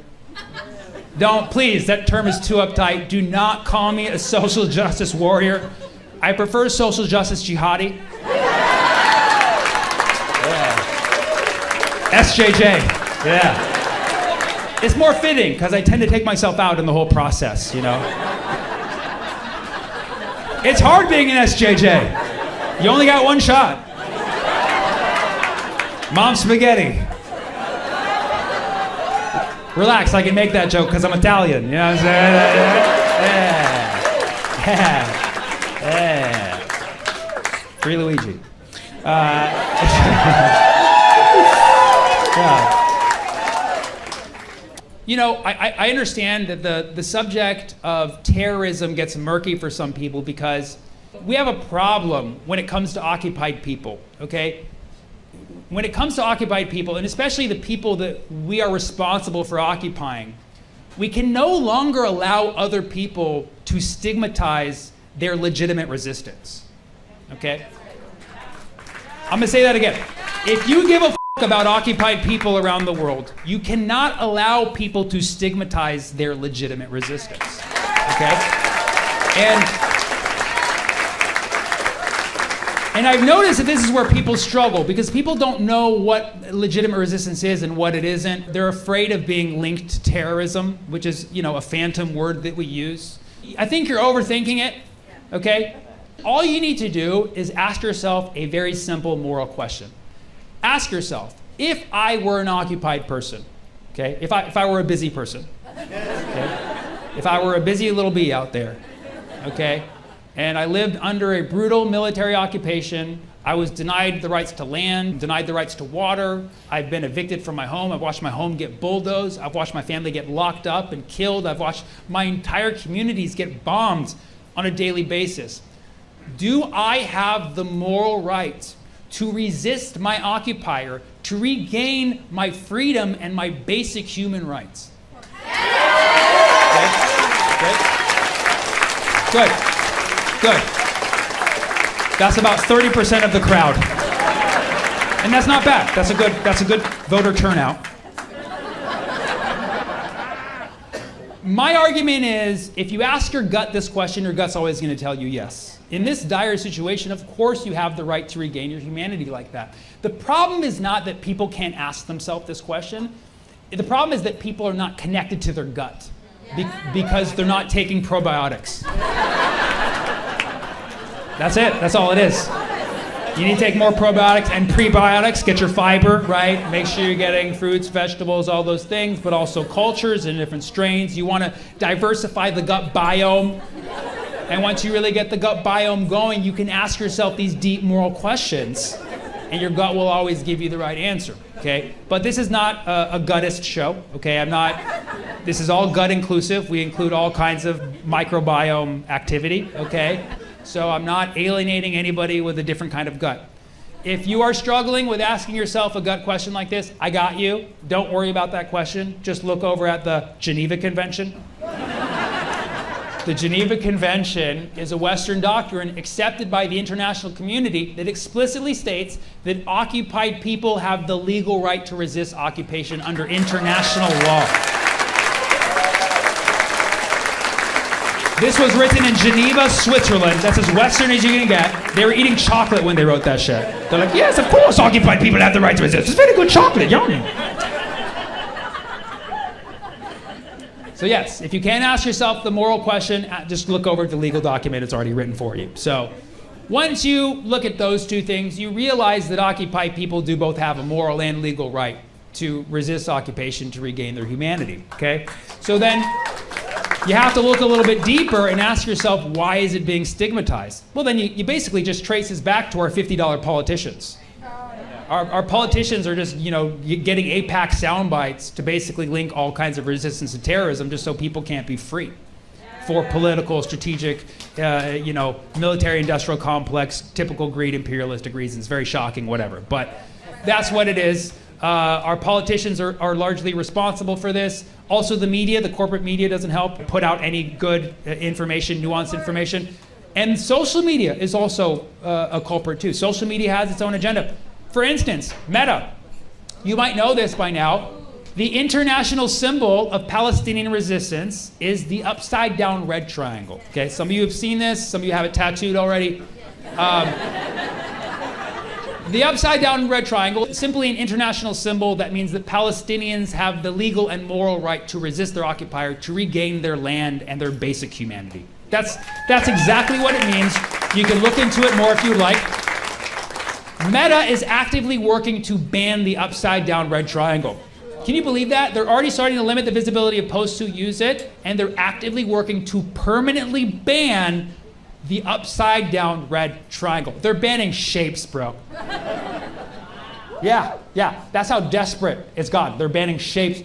This offends me, not even as a Palestinian, but as a fan of Pythagorean theorem. You cannot ban triangles, bro. How else are the kids gonna learn the shapes? But I tell the activists, if they do ban the upside down red triangle, have no fear, move your eyes over to the red heart emoji. Take a good look at the red heart emoji, scroll your eyes to the bottom. Do you see what I see? At the bottom of every red heart is an upside down red triangle. It's a visual, it's pointed, it's right there. It's right there. So you can use that in your activism along with From Sea to Shining Sea, should things get there. You can flash the red heart. It's a lot more loving, obviously. It basically translates to, respectfully, Palestinians have the right to resist.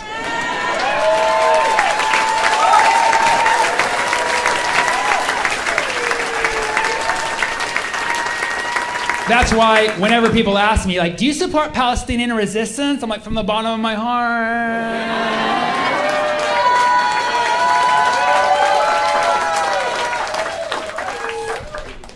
And now, trust me, I understand it's difficult answering these dumb questions sometimes. I used to have difficulty answering dumb questions. Even like a year ago, people would message me and say things like, Sammy, why don't you tell your buddies in Hamas to release the hostages? Like I could just hit them up. Like, what's up, boys, if you're not too busy after work or whatever. I used to be very offended by that question. I used to be like, that's racist. Just to assume that any Palestinian knows or is connected to someone in Hamas by like a degree of separation, But now I see it differently because, it's been a year. Personally, my videos have been so circulated that statistically,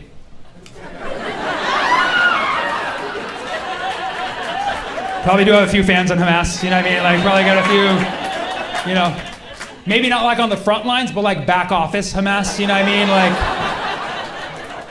tech support side Hamas, like IT division Hamas, like the guys that edit the videos, they know me,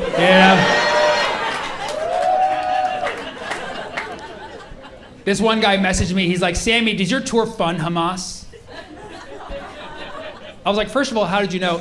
Secondly, no, I'm not involved in the transferring of money to Hamas. That's more of Netanyahu's thing, actually, so I leave it to the pros. But the biggest critique I get is, Sammy, how come every time you talk about Israel-Palestine, you're so one-sided? You only seem to take the Palestinian side. Why is that? I'm like, I don't know, maybe because I'm Palestinian. Or because I'm a human who gives a f***. I don't know, it's a human issue. Like, yes, I proudly shout Free Palestine. Who wouldn't if you believed in basic human rights? You know what I mean? Like, it's so basic. It's some basic bitch. I as they would say. But I'm not up here calling for reckless violence or an endless war. I'm calling for a solution, and a real solution, and right now. Not another weapon shipment, right now. That's what any sane, balanced person wants, is a solution right now. So yes, I shout free Palestine, and my jokes are pro-Palestine. But keep in mind, I'm an American, which means I don't know what the I'm talking about. And I'm an American who pays taxes, and those taxes go directly to Israel, so I'm kind of playing the field here when you think about it. I'm sending my money to Israel, and I'm writing jokes for Palestine. What a great deal I'm giving them. I assure you, if my tax money was going to Palestine, I would do free Israel jokes. I'm very balanced like that. But alas, not how the knafi crumbles, okay? And some people have the audacity to come to my live shows and be like, you criticize Israel too much. It's like, bro, you paid for a ticket. And you paid taxes on that ticket. This is a fundraiser for the IDF. I can say whatever the I want.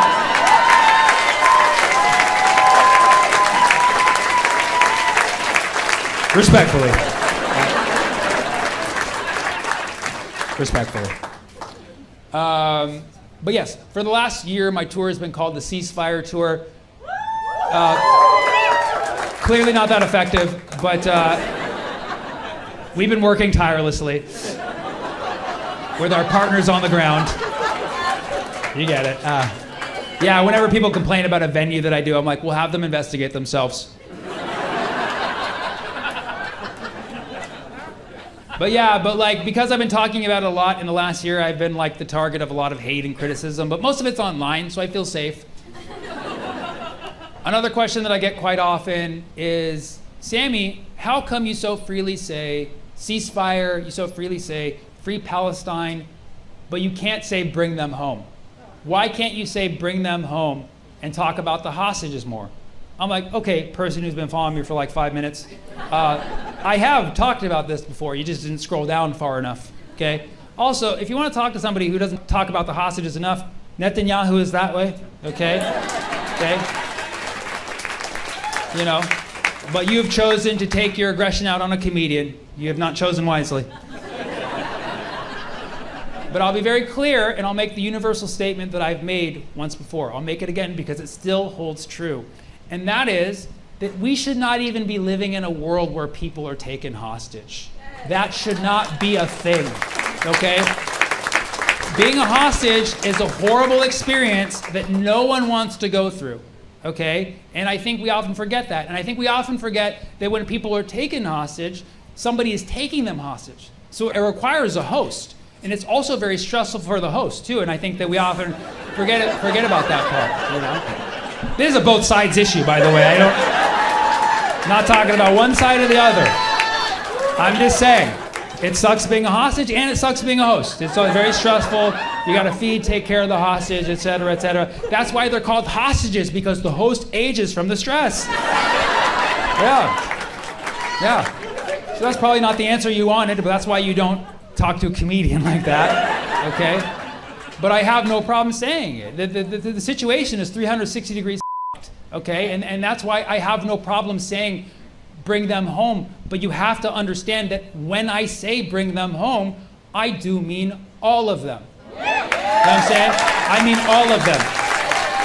Yes, the 100 or so Israeli hostages and the thousands of Palestinians being held illegally in Israeli prisons with no evidence, no trial.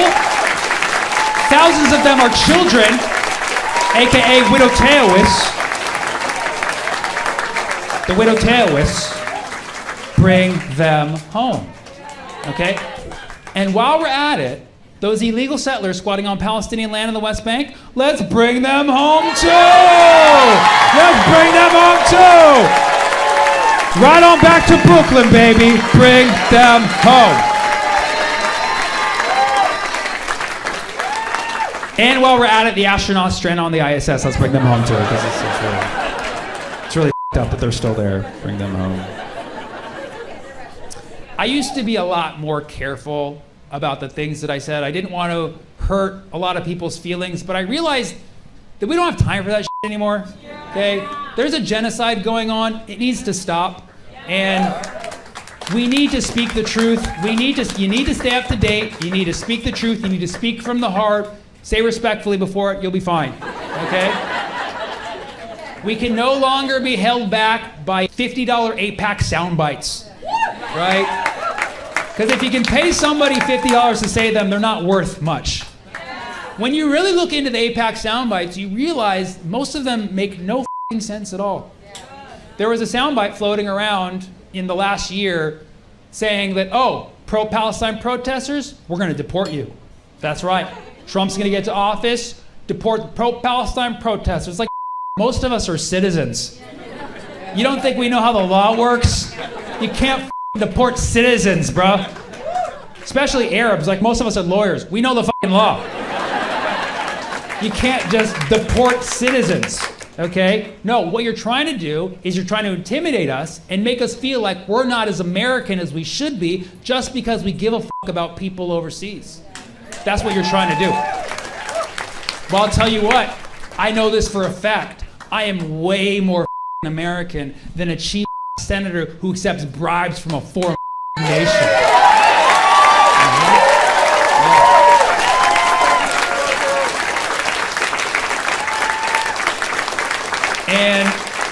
And while we're on that note, I'd like to give a shout out to my sponsors, Russia, China, North Korea. Thank you so much. Thank you for the sweet checks. We appreciate you.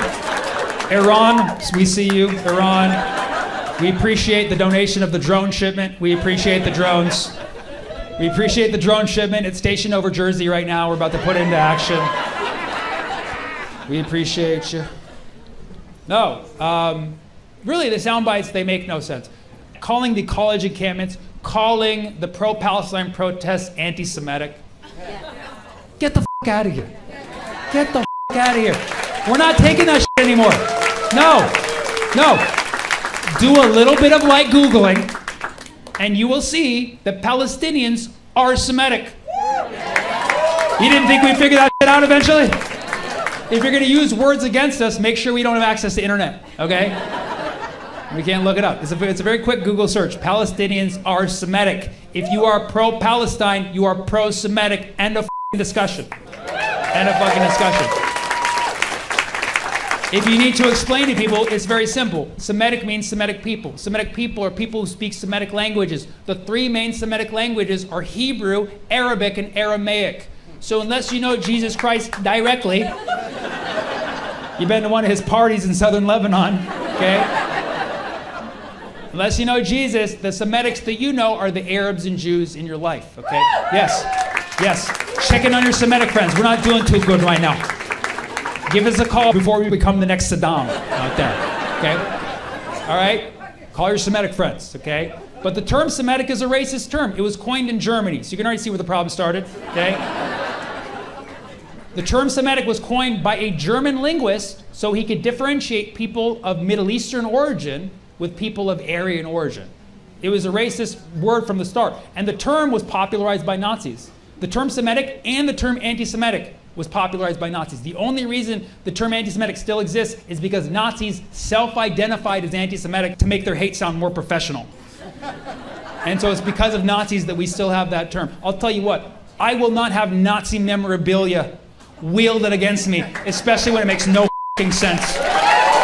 Okay? Do you know how many years I just let the mind happen of calling a Semitic person anti-Semitic? Do you know what that f***ing did to me? It's like, you're gonna call a Semitic person anti-Semitic. It's like, what do I just equal to zero? Is it like matter plus antimatter? It's like calling a tomato anti-fruit. It's like, I'm fruit too, okay? Just because they put me in the salads doesn't mean I'm not down with the watermelons. You know what I'm saying? Okay? So no, I reject that term. If you want to talk about individual cases of hate and condemn hate equally, let's fucking do that. But that's not what's happening here. You have these sound bites that are designed to confuse people, and you look at them, they don't make any sense. Another refined sound bite they pass around is anti-Zionism is anti-Semitism. Okay? This one is mathematically invalid. It's a very quick proof. Okay? And keep in mind, I'm one of the most respectful people you'll ever meet, respectfully. Okay? I don't even call myself anti-Zionist because most people don't even know what the fuck that means.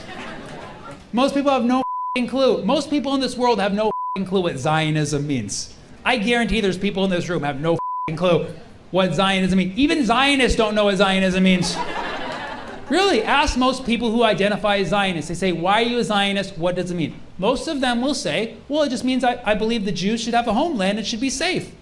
Well, that sounds awesome. Nobody's arguing with that in theory, but that's not what it is in practice. Ask Palestinians on the ground who receive Zionism.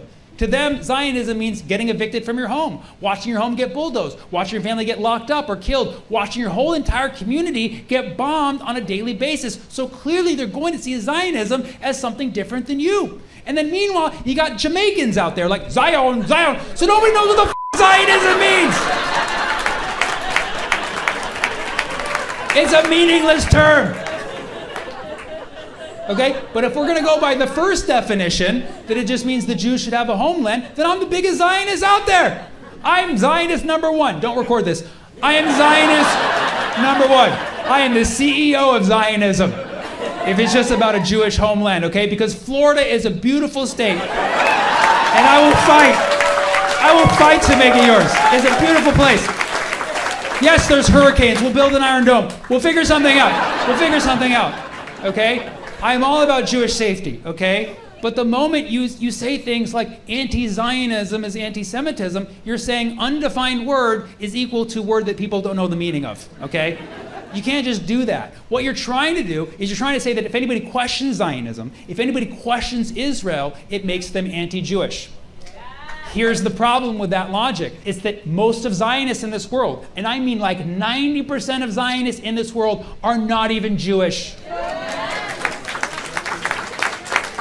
90% of Zionists in this world are Christian evangelicals. Yeehaw! Yeehaw! Hallelujah! Yeah. Yes. And it doesn't matter what your race, your religion, your background is. If you know about the evangelicals, you got to admit, those are crazy, okay? They are some of the craziest on this planet. If you don't know about the evangelicals, let me tell you about these little angels, okay? The evangelicals, bless their heart, okay? They are Zionists. They are pro-Israel. Why? Is it for Jewish safety? No. Is it for human rights? No.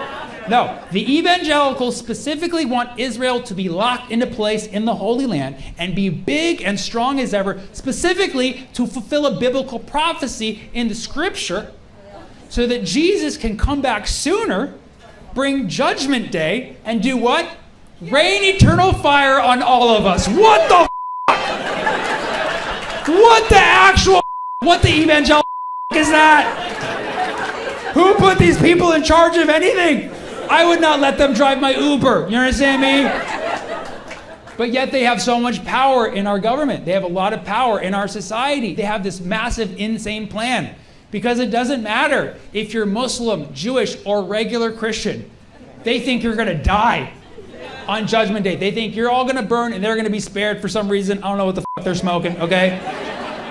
But it's weird. They think everyone else is going to die, and that includes Israelis. This is the craziest part to me. Israelis are not even spared in this equation. I tell Israelis, I'm like, hey, you know about this, right? They're like, yeah, it's a little weird. We tune it out. What the How do you know about this too? I'm offended for you. That is so sick and twisted to want Israelis to be in the Holy Land, specifically to be the sacrificial lamb in the greatest end times Ponzi scheme of all time. You know what that is?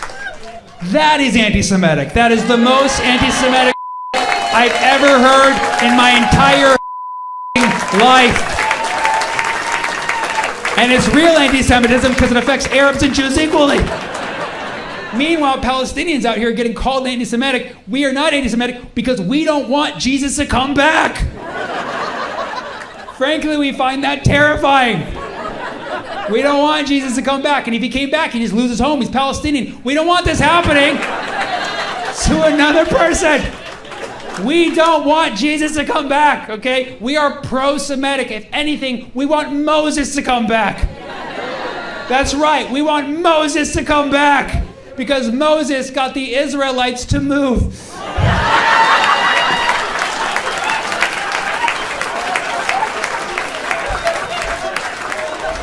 Can we just get Moses to the West Bank like right now? Part the Atlantic Ocean, create a nice safe path back to Jersey, you know?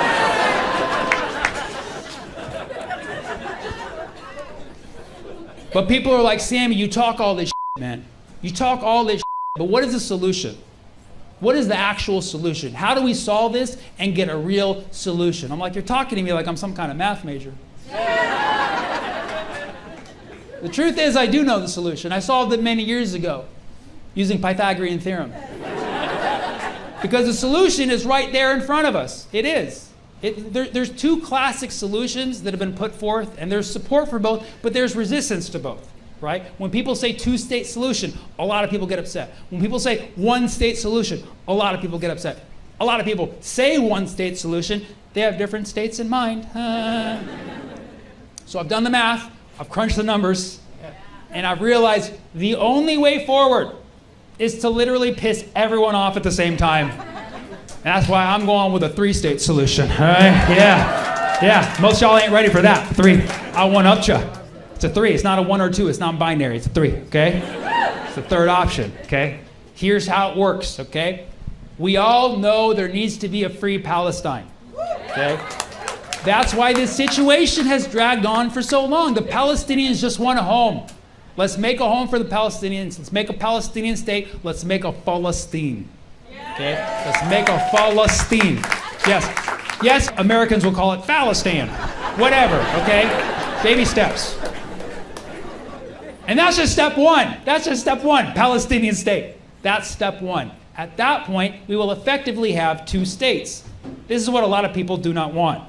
So immediately, we will insert a 3rd state right in the middle where black people can reclaim their land.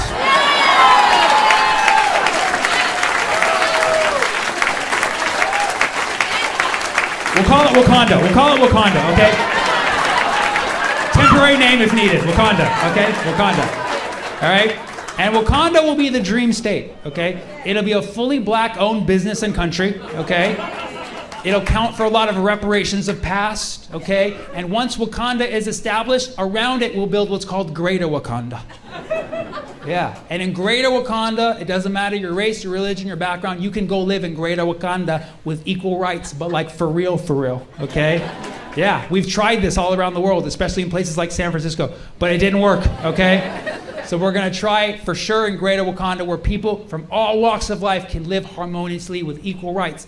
And we'll make sure of this because we'll only allow more people in if they can prove they can live together harmoniously. And it'll start very small, start tight-knit, but the more people who prove they can live harmoniously from all walks of life, we will allow the state to grow. We'll write it in the Constitution. If you can live peacefully amongst one another, the state will be allowed to grow. But it'll grow slowly, but it'll grow like our hearts. And it'll grow, and it'll grow, to the point where it even starts to surpass the boundaries of that region and start to encompass the whole entire world, at which point we'll realize, hey, we're all just human. There should be no boundaries between us. We should all be living side by side in peace, equality, and love. All under black leadership. Like, that's probably the best way to do it. So I already got the slogan, it's Wakanda forever, and might need to get a copyright on that, but I call it the 3-state solution, and it achieves what eventually we want the goal to be. That's why I think it's a pretty solid solution. And it's also fluid too, because things could change and the state grows, so it's fluid, you know what I mean? So it's solid and it's fluid, you know what I mean?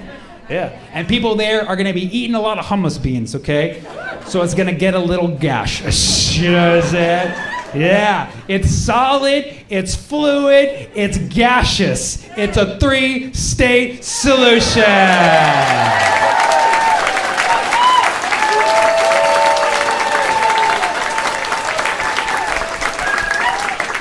And that's what I call completing the triangle, you know what I'm saying? A science joke for the end. I appreciate you being here with me tonight. I hit 17 years in comedy this year, and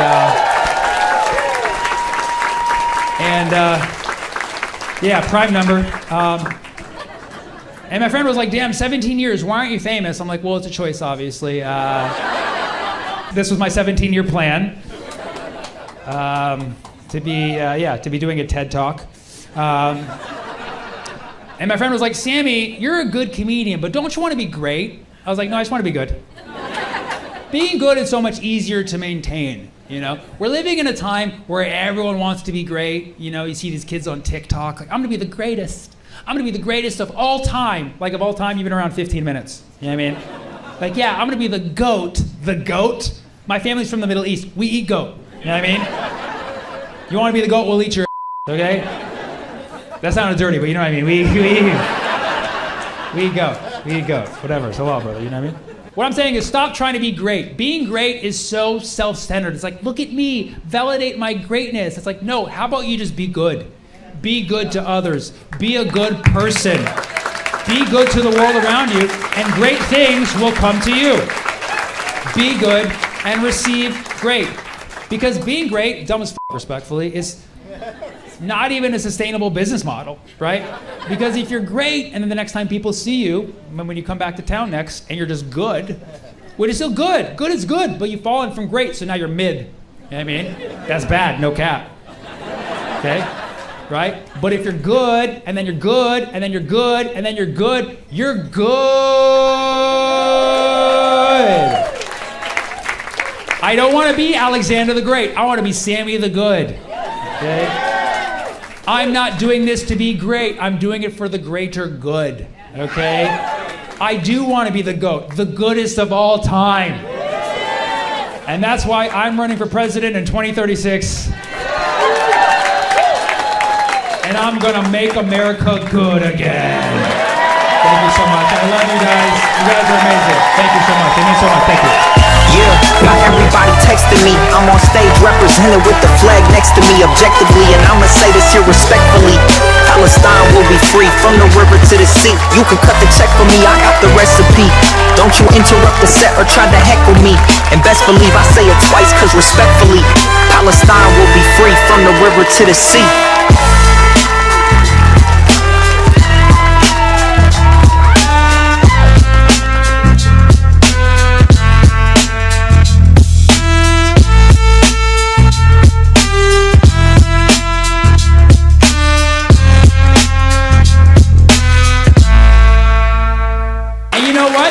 I'm gonna make jokes about it. You wanna know why I'm gonna make jokes? Because jokes are the #1 form of nonviolent resistance. Did you know that? Jokes are the #1 form of nonviolent resistance. And you know who said that? I did right now, I said it right now. Jokes are the #1 form of nonviolent resistance. They're right up there with water balloons, you know?